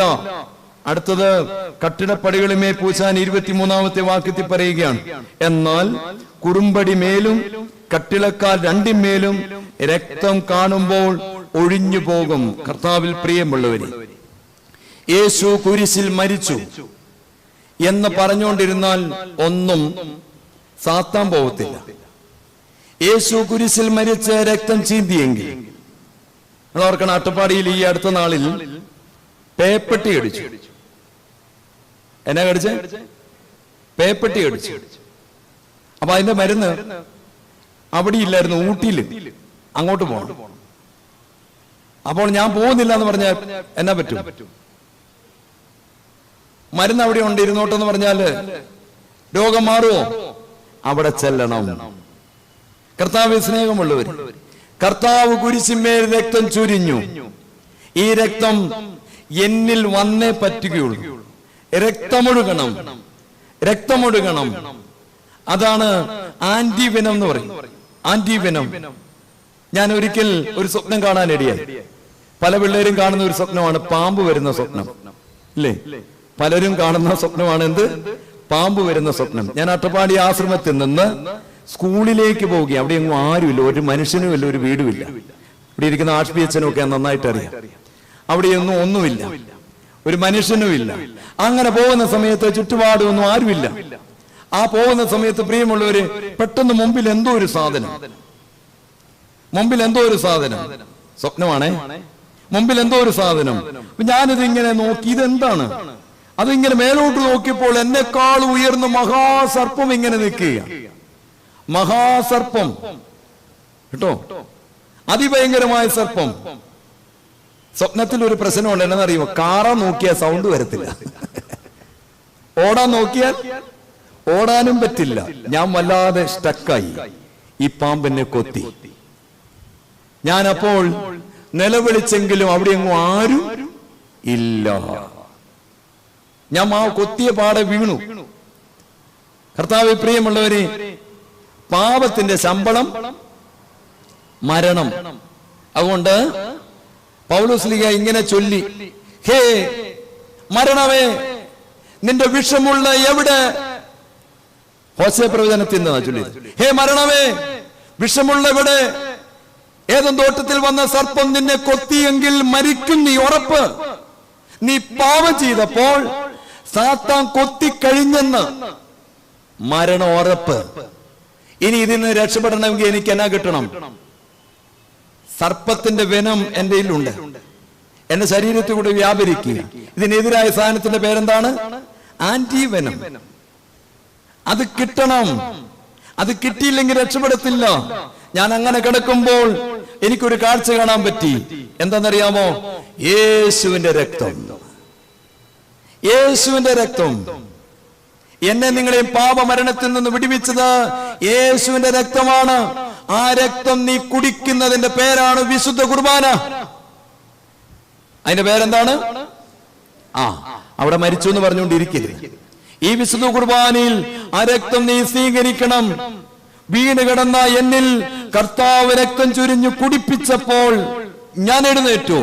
ആ എഴുന്നേറ്റന്റെ പേരാണ് ഹേ മരണമേ, നിന്റെ വിഷമുള്ള എവിടെ? നിന്റെ വിഷമുള്ളില്ല, തകർന്നു. തകർന്നു. കൊല്ലുന്ന മരണത്തിൻ ഘോരാധര വിഷപ്പല്ലു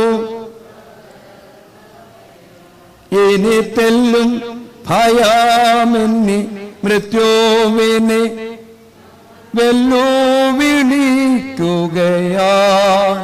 യേശു ജീവിക്കുന്നു. ഈ പാട്ടി പറയുകയാണ്, യേശു ജീവിക്കുന്നു. ഹേ മരണമേ, വിഷമുള്ള എവിടെ?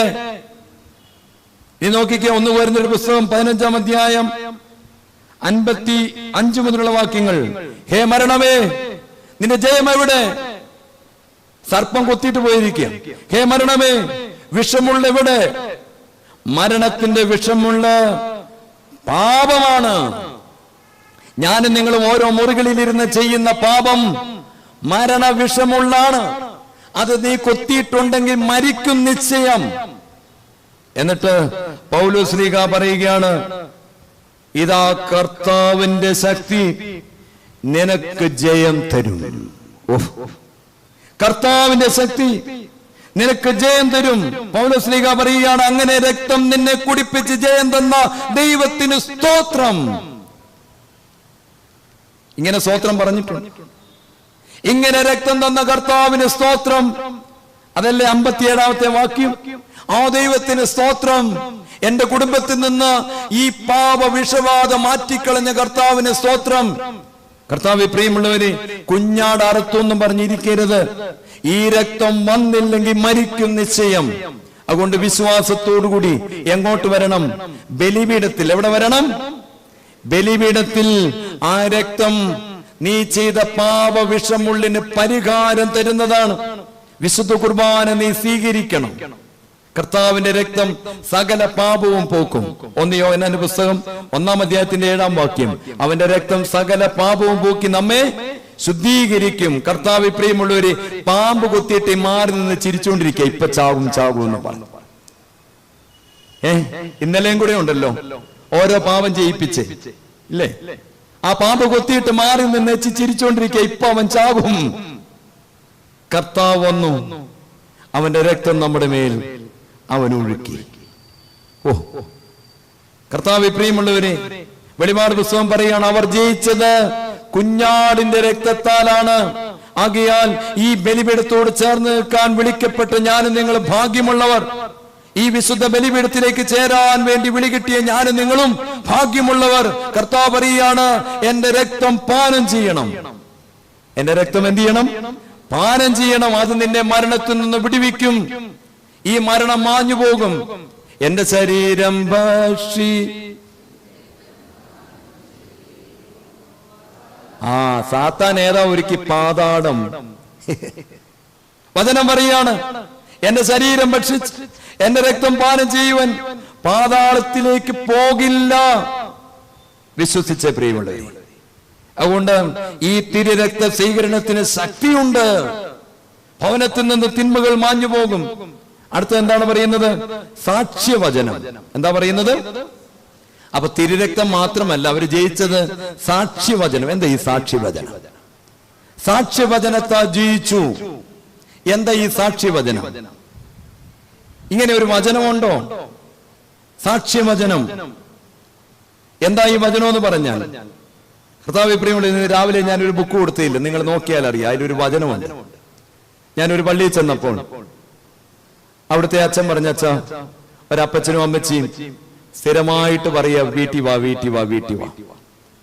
ഞാൻ വൈകിട്ട് ചെന്നു. വൈകിട്ട് ശുശ്രൂഷയൊന്നുമില്ല, സന്ധ്യാ നമസ്കാരം മാത്രമേ ഉള്ളൂ. ഒരു വികാരി അച്ഛൻ പറഞ്ഞു, നമുക്ക് ആ വീട്ടിലൊന്ന് പോകാം, നാളെ പകലല്ലേ ധ്യാനമുള്ളൂ, നമുക്ക് പോയിട്ട് വരാം. അങ്ങനെ പോയി ആ വീട്ടിൽ ചെന്നു. ആ വീട്ടിൽ ചെന്നപ്പോ പ്രിയമുള്ളവര്, ആ വീട്ടിൽ ഞങ്ങൾ ചെന്ന് കയറി ഉടനെ ആ അപ്പച്ചൻ സമയമൊന്നും നഷ്ടമാക്കാതെ വേഗം പറഞ്ഞു, അച്ഛന്മാരെ വിളിച്ചത് എന്തിനാണെന്ന് അറിയാമോ? അപ്പൊ വികാരി അച്ഛനും പറഞ്ഞു, അറിയത്തില്ല. പ്രായമുള്ള അച്ഛനെ വികാരി അച്ഛൻ അറിയത്തില്ല. കർത്താവേ പ്രിയമുള്ളവരെ, അപ്പച്ചൻ പറഞ്ഞു, ഈ വീട്ടിൽ കൂടെ പോക്കുവരത്തുണ്ട്. ഈ വീട്ടിൽ കൂടെ എന്നാ ഉണ്ട്? ഞാൻ ആ വീട്ടിലിരുന്ന് ആദ്യമായിട്ട് കേൾക്കുക ഈ വാക്ക്. പോക്കുവരത്തെന്നുള്ള വാക്ക് ആദ്യമായിട്ട് കേൾക്കുക. ആ വീട്ടിലിരുന്ന് പോക്കുവരത്തുണ്ട്. ഞാൻ വല്യച്ഛനെ തോണ്ടി. വല്യച്ഛൻ തിരിച്ചൊരു ചവിട്ടും തന്നു. കാരണം എനിക്ക് ഈ വിഷയം അറിയത്തില്ല, പോക്കുവരത്ത് എനിക്കറിയത്തില്ല. അപ്പൊ ഈ വല്യച്ഛൻ എന്ത് ചെയ്തെന്ന് അറിയാമോ? വല്യച്ഛൻ അപ്പച്ചനോട് ചോദിച്ചു, ഈ പോക്കുവരത്ത് എന്താന്ന്? ഉടനെ അടുക്കളയിൽ ഞങ്ങൾക്ക് വേണ്ടി ചായ ഉണ്ടാക്കിക്കൊണ്ടിരുന്ന അമ്മച്ചി അവിടുന്ന് ഓടി ഇവിടെ വന്നിരിക്കുക. പോക്കുവരത്ത് അറിയത്തില്ല എന്നാ? എന്റെ അച്ഛാ, ഈ വീട്ടിൽ കൂടി ഒരു സാധനം കയറി വരും, അതിങ്ങനെ കയറി ഇറങ്ങിപ്പോകും. എന്നിട്ട് അപ്പോ പറയുകയാണ്, എന്നിട്ട് എന്താ വെച്ചാ, ഈ വീട്ടിൽ ഭക്ഷണം ഉണ്ടാക്കിയ കഴിക്കാൻ തോന്നില്ല, ഇവിടെ തുണി കിടന്നാൽ നനയ്ക്കാൻ തോന്നില്ല. ഞാൻ പറഞ്ഞു, മടിയായിട്ട് ഇതൊക്കെ മനസ്സിൽ പറഞ്ഞ കേട്ടോ. ഇവിടെ തുണി കിടന്നാൽ നനയ്ക്കാൻ തോന്നില്ല. നല്ല കട്ടിൽ ഉണ്ടാക്കിയിട്ടുണ്ട്, കിടന്നാൽ എന്നാ വരത്തില്ല? ഓർക്കം വരത്തില്ല, മനസ്സിൽ സന്തോഷമില്ല. മൂത്ത മകൻ ഈ വീട്ടിൽ നിന്ന് ഇറങ്ങിപ്പോയി. അമ്മച്ചി പറയാണ്, അച്ഛാ, ഞങ്ങളുടെ മൂത്ത മകൻ, 2 പെമ്മക്കളെ കെട്ടിച്ചും വിട്ടു.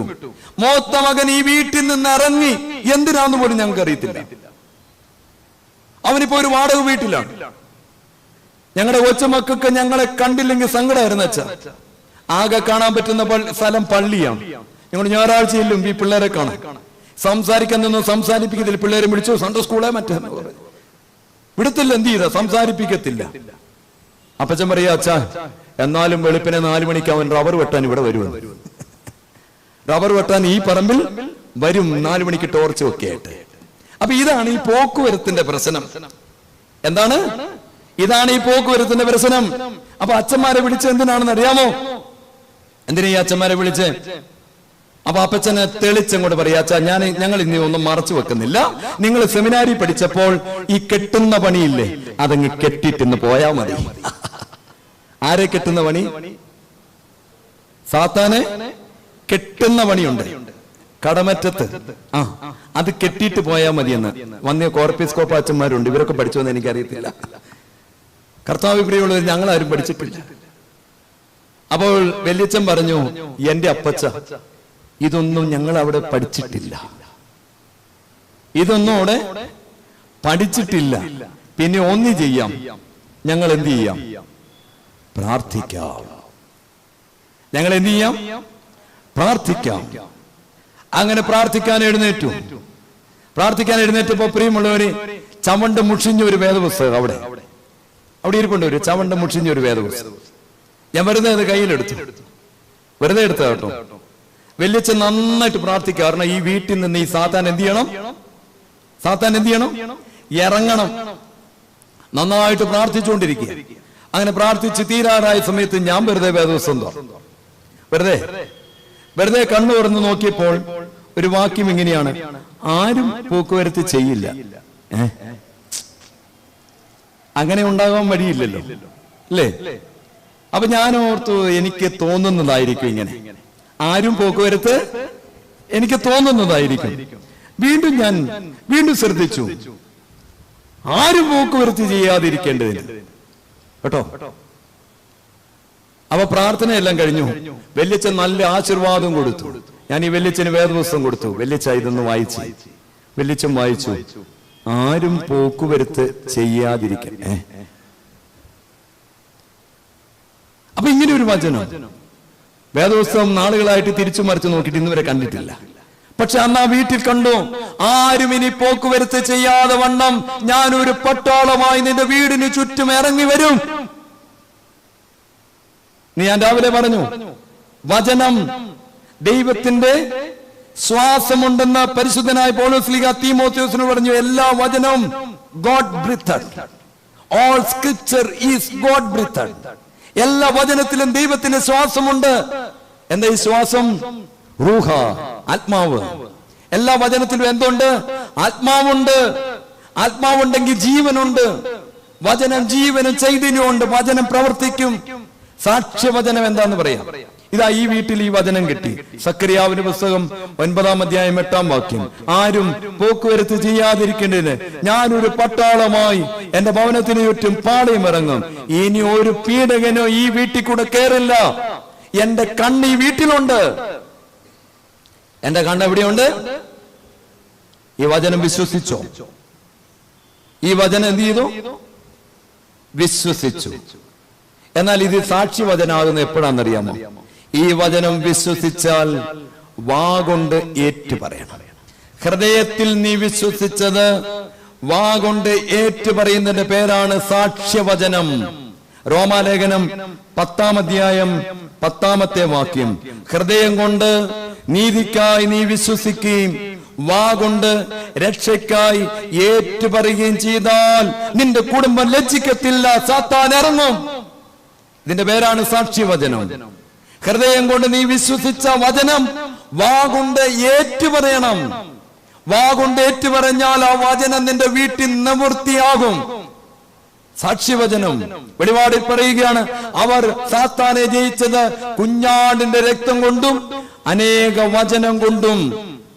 അനേക വചനം കൊണ്ടും. വിശുദ്ധ മത്തായിയുടെ സുവിശേഷം 4-ാം അധ്യായം. സാത്താൻ യേശു തമ്പുരാന്റെ അടുക്കൽ വന്നു. സാത്താൻ ആരുടെ അടുക്കൽ വന്നു? യേശു തമ്പുരാന്റെ അടുക്കൽ വന്നു. കർത്താവിനോട് പറഞ്ഞു, കല്ല് അപ്പമായി തീരണം. കല്ലെന്താകണം? അപ്പമാകണം. കർത്താവ് എന്നാ പറഞ്ഞത്? കർത്താവ് എന്നാ പറഞ്ഞത് സാത്താനോട്? മനുഷ്യൻ അപ്പം കൊണ്ട് മാത്രമല്ല ദൈവത്തിന്റെ വായിൽ നിന്ന് വരുന്ന വചനം കൊണ്ട് ജീവിക്കുന്നു. നിർത്തിയോ കർത്താവ്? ജീവിക്കുന്നു എന്ന് പറഞ്ഞ് നിർത്തിയോ? ഇല്ല. കർത്താവ് എന്നാ പറഞ്ഞത്? ജീവിക്കുന്നു എന്ന് തിരുവെഴുത്തിൽ എഴുതിയിട്ടുണ്ട്. In all scripture the word of God is God breathed. ആത്മാവ് നിറഞ്ഞതാണ്. കർത്താവ് സാത്താനോട് പറഞ്ഞു, കർത്താവ് ഹൃദയത്തിൽ വിശ്വസിച്ച് വാ കൊണ്ട് പറയുകയാണ്, സാത്താനെ, മനുഷ്യൻ അപ്പം കൊണ്ട് മാത്രമല്ല ജീവനുള്ള വചനം കൊണ്ടാണ് ജീവിക്കുന്നതെന്ന് തിരുവെഴുത്തിലുണ്ടടാ. രണ്ടാമത് സാത്താൻ ദേവാലയത്തിന് മുകളിൽ കൊണ്ടുപോയി. എന്നിട്ട് പറഞ്ഞു, ചാടിക്കോളാൻ പറഞ്ഞു. അപ്പൊ സാത്താനും എന്ത് ചെയ്തു? 91-ാം സങ്കീർത്തനം കോട്ട് ചെയ്തു. കാല് കല്ലിൽ തട്ടിപ്പോകില്ല. കർത്താവ് അപ്പൊ എന്നാ പറഞ്ഞത്? ദൈവമായ കർത്താവിനെ പരീക്ഷിക്കരുത് എന്ന് തിരുവെഴുത്തിലുണ്ട്. In scripture. പക്ഷേ ക്രിസ്ത്യാനിക്കില്ല. In scripture. നിന്റെ വീടിന് വേണ്ടി എല്ലാ വചനവും ഈ ഇതിലുണ്ട്. ആരും പോക്കുവരത്ത് ചെയ്യാതിരിക്കേണ്ടതിന് ദൈവം ഒരു വചനം തന്നിട്ടുണ്ടെന്ന്. അത് നീ ഹൃദയത്തിൽ വിശ്വസിച്ച് ആ വീട്ടിൽ ചൊല്ലിയാൽ നിന്റെ ദൈവം ആത്മാവിൽ നിറഞ്ഞിറങ്ങി വരും. ആത്മാവ് വീട്ടിൽ വരും. വചനം വരണം. ഇതാ കർത്താവ് പറയാണ് സാത്താനോട് രണ്ടാമത്തെ വചനം. മൂന്നാമത് സാത്താൻ കർത്താവിനോട് പറഞ്ഞു, ഇതെല്ലാം കണ്ടോ, വീണ് കിടന്ന് ആരാധിച്ചാൽ ഇതെല്ലാം തരും. എന്നാ കർത്താവ് പറഞ്ഞത് മറുപടി? എന്നാ പറഞ്ഞത്? 10-ാം വാക്യം. നിന്റെ ദൈവമായ കർത്താവിനെ നമസ്കരിച്ച് അവനെ മാത്രമേ ആരാധിക്കാവൂ എന്ന് എഴുതിയിട്ടുണ്ട്. സ്ക്രിപ്ചർ. വചനത്തിലുണ്ട്. ഈ 3 വചനം പ്രഖ്യാപിച്ചപ്പോൾ, സാക്ഷ്യവചനം 3 വചനം ചൊല്ലിയപ്പോൾ ആരില്ല പിന്നെ അവിടെ? ആരില്ല. അതാണ് വീട്ടിൽ വേദപുസ്തകം വായിക്കണമെന്ന് പറഞ്ഞത്. മനസ്സിലായോ? വീട്ടിൽ എന്നാ വായിക്കണം? അതെങ്ങനെ വായിക്കണം? എങ്ങനെ വായിക്കണം? മനസ്സിലല്ല, പിന്നെ എങ്ങനെ വായിക്കണം? ഒച്ചത്തിൽ, നല്ല ശബ്ദത്തിൽ. പണ്ടുള്ള അപ്പച്ചന്മാരും അമ്മച്ചിമാരും വായിക്കുമായിരുന്നു. അതിന്റെ അനുഗ്രഹമാണ് ഇന്നുള്ളവർ വായിക്കില്ല. പണ്ടോ വരും തലമുറ എങ്ങനെയാവും? വരും തലമുറ എങ്ങനെയാ? വചനം വീട്ടിൽ വായിച്ചാൽ ആത്മാവ് വരും, സാത്താൻ ഇറങ്ങിപ്പോകും. അതുകൊണ്ട് സാക്ഷ്യവചനം, വചനമുണ്ടാകണം നമ്മുടെ ഭവനത്തിൽ. ഇത് വന്നാൽ പ്രിയമുള്ളവര്, സാത്താൻ നമ്മുടെ ഭവനങ്ങളിൽ നിന്ന് ഇറങ്ങിപ്പോകും. ഞാൻ എന്റെ വാക്ക് നിർത്തുകയാണ്. റോമാലേഖനം 16-ാം അധ്യായം 20-ാം വാക്യം വായിക്കാം. റോമാലേഖനം 16-ാം അധ്യായം 20-ാമത്തെ വാക്യം ഇങ്ങനെയാണ് പറയുന്നത്: സമാധാനത്തിന്റെ ദൈവമോ എന്ത് ചെയ്യും? വേഗത്തിൽ സാത്താനെ കാൽക്കീഴിൽ എന്ത് ചെയ്യും? ചതച്ച് കളയും. സമാധാനത്തിന്റെ ദൈവം വേഗത്തിൽ സാത്താനെ കാൽക്കീഴി ചതച്ചു കളയും. ആത്മാവ് വേണം. പിന്നെ എന്താ പറഞ്ഞത്? കുരിശിലുള്ള വിശ്വാസം വർദ്ധിക്കണം. പിന്നെ കർത്താവിന്റെ തിരുരക്തം അനുഭവിക്കണം. പിന്നെ സാക്ഷ്യവചനം ചൊല്ലണം. സാത്താനെ നീ ചവിട്ടി മെതിക്കും. മെതിക്കുമോ ഇല്ലയോ? ലൂക്കോസിന്റെ സുവിശേഷം 10-ാം അധ്യായം 19-ാമത്തെ വാക്യത്തിൽ കർത്താവ് ശിഷ്യന്മാരെ പറഞ്ഞയക്കുമ്പോൾ അവർക്ക് ചൊല്ലിക്കൊടുത്ത വാക്യം ഇതാണ്. എന്താ വാക്യം ചൊല്ലിക്കൊടുത്തെന്ന് അറിയാമോ? പാമ്പുകളെയും തേളുകളെയും ശത്രുവിന്റെ സകല ബലത്തെയും ചവിട്ടുവാൻ അധികാരം തന്നിരിക്കുന്നു. എന്തിനാ അധികാരം? ശത്രുവിന്റെ സകല ബലത്തെയും ചവിട്ടണം. നിന്റെ വീട്ടിൽ സാത്താനെ നീ ചവിട്ടണം, ചവിട്ടിക്കളയണം. ചവിട്ടി മെതിക്കും. സർപ്പത്തെയും മണലിയെയും ചവിട്ടും. ബാലസിംഹത്തെയും പെരുമ്പാവനെയും മെതിക്കും, ചവിട്ടി മെതിച്ചു കളയും. ഇത് സംഭവിക്കണമെങ്കിൽ എന്റെ നിങ്ങളുടെയും വീട്ടിൽ പ്രിയമുള്ളവരെ ഈ വചനങ്ങളുടെ ശക്തി വ്യാപരിക്കണം. പരിശുദ്ധാത്മാവ് വരണം. തിന്മകളിൽ തോറ്റുപോകരുത്. ഒരു നിമിഷം കണ്ണുകൾ അടയ്ക്കാം. കർത്താവിന്റെ സന്നിധിയിൽ നമ്മളെ തന്നെ സമർപ്പിക്കാം. ഈ സന്ധിയിൽ കർത്താവിന്റെ ആത്മാവ് നമ്മുടെ മേൽ വ്യാപരിക്കട്ടെ.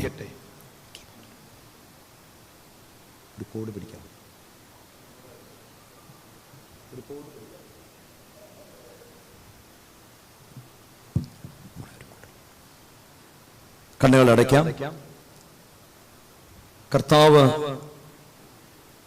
നമ്മുടെ ഭവനത്തിൽ ജയാളിയായി നിൽക്കുന്നുവെന്ന് ഹൃദയത്തിൽ വിശ്വസിച്ചൊന്ന് നോക്കിക്കേ. കണ്ടേ, കർത്താവ് ജയിച്ചവനാണ്.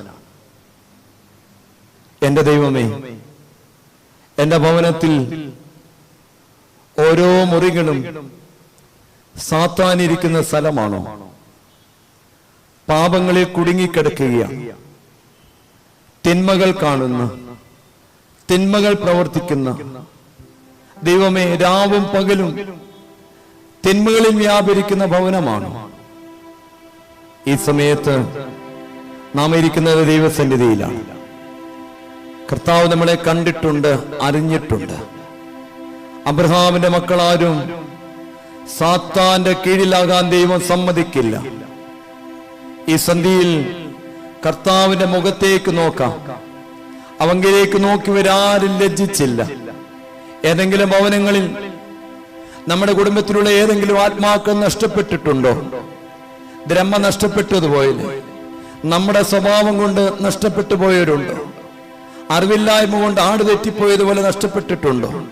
മുടിയനായ പുത്രനെ പോലെ എല്ലാം അറിഞ്ഞിട്ടും വീണ്ടും വീണ്ടും മനസ്സുകൊണ്ട് പാപത്തിൽ ജീവിക്കുന്നവരുണ്ടോ? അകന്നു പോയവരുണ്ടോ? കർത്താവ് നിന്നെ നോക്കി പറയുകയാണ്, നീയാണ് നിന്റെ വീടിന്റെ വെളിച്ചം. ആത്മാവ് വരാൻ വേണ്ടി ആഗ്രഹിച്ച്, പരിശുദ്ധാത്മാവിന് വേണ്ടി നീ ദാഹിച്ച്. ഇതാ ശിംശോനിൽ ആത്മാവ് വന്നപ്പോൾ ബന്ധനങ്ങൾ കത്തി എരിഞ്ഞമർന്നു. ദാവീദിൽ ആത്മാവ് വന്നപ്പോൾ അലറുന്ന സിംഹമില്ല. ദാനിയേലിൽ ആത്മാവ് ഇറങ്ങിയപ്പോൾ സിംഹങ്ങൾ എന്നേക്കുമായി പരാജയപ്പെട്ടു. കർത്താവ് ഇറങ്ങുന്ന വീട്ടിൽ സിംഹമില്ല. അലറുന്ന സിംഹത്തെ ചവിട്ടുവാൻ കർത്താവ് നിനക്ക് അധികാരം തന്നിട്ടുണ്ട്. ദൈവമേ, ആത്മാവിനാൽ ഞങ്ങളുടെ ഭവനങ്ങളെ നിറയ്ക്കണമേ. കർത്താവ് പറയുകയാണ്, ആത്മാവിനെ ചോദിച്ചാൽ എത്രയധികം തരും. ദൈവമേ, ഞങ്ങളുടെ ഭവനങ്ങളിൽ ആത്മാവിനാ നിറയണം. ഞങ്ങളുടെ ഹൃദയങ്ങൾ ആത്മാവിൽ നിറയട്ടെ. നിന്റെ പരിശുദ്ധാത്മാവിനെ ഞങ്ങളുടെ മേൽ പകരണമേ. ഞങ്ങളുടെ മാതാപിതാക്കളുടെ മേൽ, ജീവിത പങ്കാളിയുടെ മേൽ, ദാനം തന്ന മക്കളുടെ മേൽ, ഞങ്ങളുടെ കുഞ്ഞുമക്കളുടെ മേൽ ആത്മാവ് നിറയട്ടെ. പാപങ്ങളിൽ കുടിയിരിക്കുന്ന ആരെങ്കിലും ഉണ്ടോ? അവരിലെല്ലാം ദൈവമേ ആത്മാവിനെ പകരുവാൻ നിന്റെ രക്തത്താൽ അവരെ കഴുകണമേ, വിശുദ്ധീകരിക്കണമേ, പരിശുദ്ധാത്മാവിനെ നൽകണമേ. ഇതാ കർത്താവ് ക്രൂശ് കാണിച്ചു തരികയാണ്. ആ ക്രൂശിൽ നടന്ന സംഭവം, സാത്താന്റെ മുഴുവൻ ആയുധവും ആ ക്രൂശിന്റെ ചുവട്ടിൽ വെപ്പിച്ചു. ഒരായുധവുമില്ല, നിരായുധനാക്കി നിർത്തി അവനെ പരസ്യമായ കാഴ്ചയാക്കി. കർത്താവ് വിജയം അവിടെ കൊണ്ടാടി. സകല ജാതികളും ഈ കാര്യം അറിയണം. കർത്താവ് ക്രൂശിൽ ജയിച്ചു. അതുകൊണ്ട് ക്രൂശ് എന്ന വാക്ക് വന്നാൽ പോലും സാത്താൻ പേടിക്കുന്നു. കർത്താവേ, ആ ക്രൂശിന്റെ ജയം ഞങ്ങളുടെ ഹൃദയങ്ങളെ സ്ഥാപിക്കണമേ. കുരിശിലുള്ള വിശ്വാസം വർദ്ധിപ്പിക്കണമേ. ശീമോനോട് പറഞ്ഞു, നിന്റെ വിശ്വാസം പോകാതിരിക്കാൻ ഞാൻ പ്രാർത്ഥിക്കുകയാണ്. ആ വിശ്വാസം നമ്മുടെ ഹൃദയങ്ങളിൽ നിറയട്ടെ. യേശുവിന്റെ രക്തം കട്ടിടപ്പടികളിമേ പൂശിയപ്പോൾ സംഹാരദൂതൻ കടന്നുപോയതുപോലെ ക്വിറ്റ് ഇന്ത്യ എന്നുള്ള ദിവസമാണ് ഇന്ന്. ഈ ദിവസത്തിൽ സാത്താൻ കടന്നു പോകട്ടെ, തിന്മകൾ കടന്നു പോകട്ടെ, ദുഷ്ടാരൂപികൾ ഭവനങ്ങളിൽ നിന്ന് കടന്നു പോകട്ടെ. കർത്താവ് ഒരു പട്ടാളമായി ഭവനത്തിന് ചുറ്റും ഇറങ്ങുവാൻ തക്കവണ്ണം അവന്റെ സാക്ഷ്യവചനങ്ങൾ ഹൃദയത്തിൽ ഉറ്റുവിട്ടുകൊണ്ട് അതരം കൊണ്ട് ഏറ്റുപറഞ്ഞുകൊണ്ട്, ദൈവമേ, ഞങ്ങളുടെ ഭവനങ്ങളിൽ നിന്റെ വലിയ അരൂപി നിറയട്ടെ. സാത്താൻ ചവിട്ടി അരയ്ക്കപ്പെടുമെന്ന് കർത്താവ് പറഞ്ഞ വചനം ഞങ്ങളുടെ ഭവനങ്ങളിൽ സംഭവിക്കുമെന്ന് ഹൃദയത്തിൽ വിശ്വസിക്കുവാൻ ഈ രാത്രി ഞങ്ങളെ സഹായിക്കണമേ. കർത്താവ് ജയിക്കുന്നവനാണ്, കർത്താവ് വ്യാപരിക്കുന്നവനാണ്. ഈ സന്ധ്യയിൽ കർത്താവിന്റെ വലിയ കരുണ നമ്മുടെ മേൽ നിറയട്ടെ. നമുക്ക് ചേർന്ന് രണ്ട് വരികൾ ചേർന്ന് പാടാം. മീഖയുടെ പുസ്തകം 7-ാം അധ്യായത്തിൽ ഇങ്ങനെയാണ് പറയുന്നത്, സാത്താനെ എന്നെ ചൊല്ലി എന്ത് ചെയ്യരുത്? ചിരിക്കരുത്. സാത്താനെ എന്റെ വീട് കണ്ടിട്ട് എന്ത് ചെയ്യരുത്? ചിരിക്കരുത്. ഞാൻ വീണാലും എന്ത് ചെയ്യും? എഴുന്നേറ്റ് വരും. കർത്താവാണ് ജയിക്കുന്നത്. ആ വരികൾ നിങ്ങൾക്ക് എല്ലാവർക്കും അറിയായിരിക്കും. ഞാൻ ഇടയ്ക്ക് ഇവിടെ പാടിയിട്ടുള്ള പാട്ടാണ്. വീണാലും ഞാൻ എഴുന്നേൽക്കും. ആ വരികളൊന്ന് ചേർന്ന് പാടാം. വീണാലും ഞാൻ എഴുന്നേൽക്കും, സാത്താനെ നീ ചിരിക്കാതെ. പാടാമോ? വീണാലും ഞാൻ എഴുന്നേൽക്കും, സാത്താനെ നീ. നമ്മുടെ വീടുകളൊക്കെ എത്ര വീണാലും കർത്താവ് പറഞ്ഞ വചനമാണ്. മീഖയുടെ പുസ്തകം 7-ാം അധ്യായം 8-ാം വാക്യം സാത്താനോട് പറയണം, സാത്താനെ ചിരിക്കരുത്, വീണാലും ഈ വീട് എഴുന്നേൽക്കും. ഇതാണ് സാക്ഷ്യവചനം.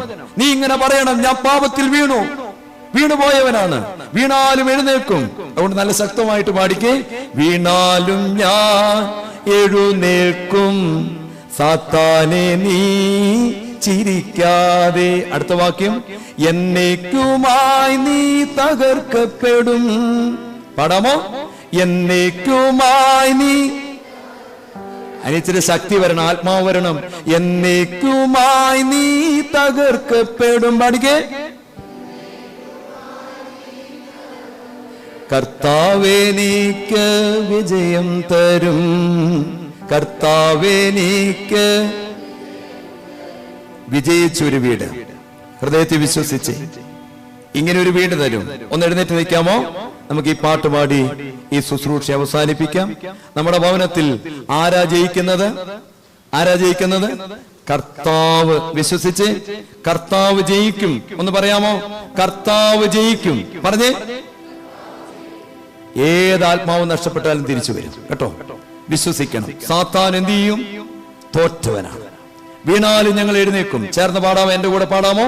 നിങ്ങൾ എന്റെ കൂടെ അങ്ങ് പാടിക്കോ. 1 2 3 സ്റ്റാർട്ട്. പാടാൻ പോവുകയാണ് കേട്ടോ. ചേർന്ന് പാടിക്കേ. വീണാലും ഞാൻ എഴുന്നേൽക്കും, സാത്താനെ നീ ചിരിക്കാതെ. ഒന്നൂടെ. വീണാലും ഞാൻ എഴുന്നേൽക്കും, സാത്താനെ നീ ചിരിക്കാതെ. എന്നേക്കുമായി നീ തകർക്കപ്പെടും. പടമോ? എന്നേക്കുമായി നീ. കർത്താവേ നീക്ക് വിജയം തരും.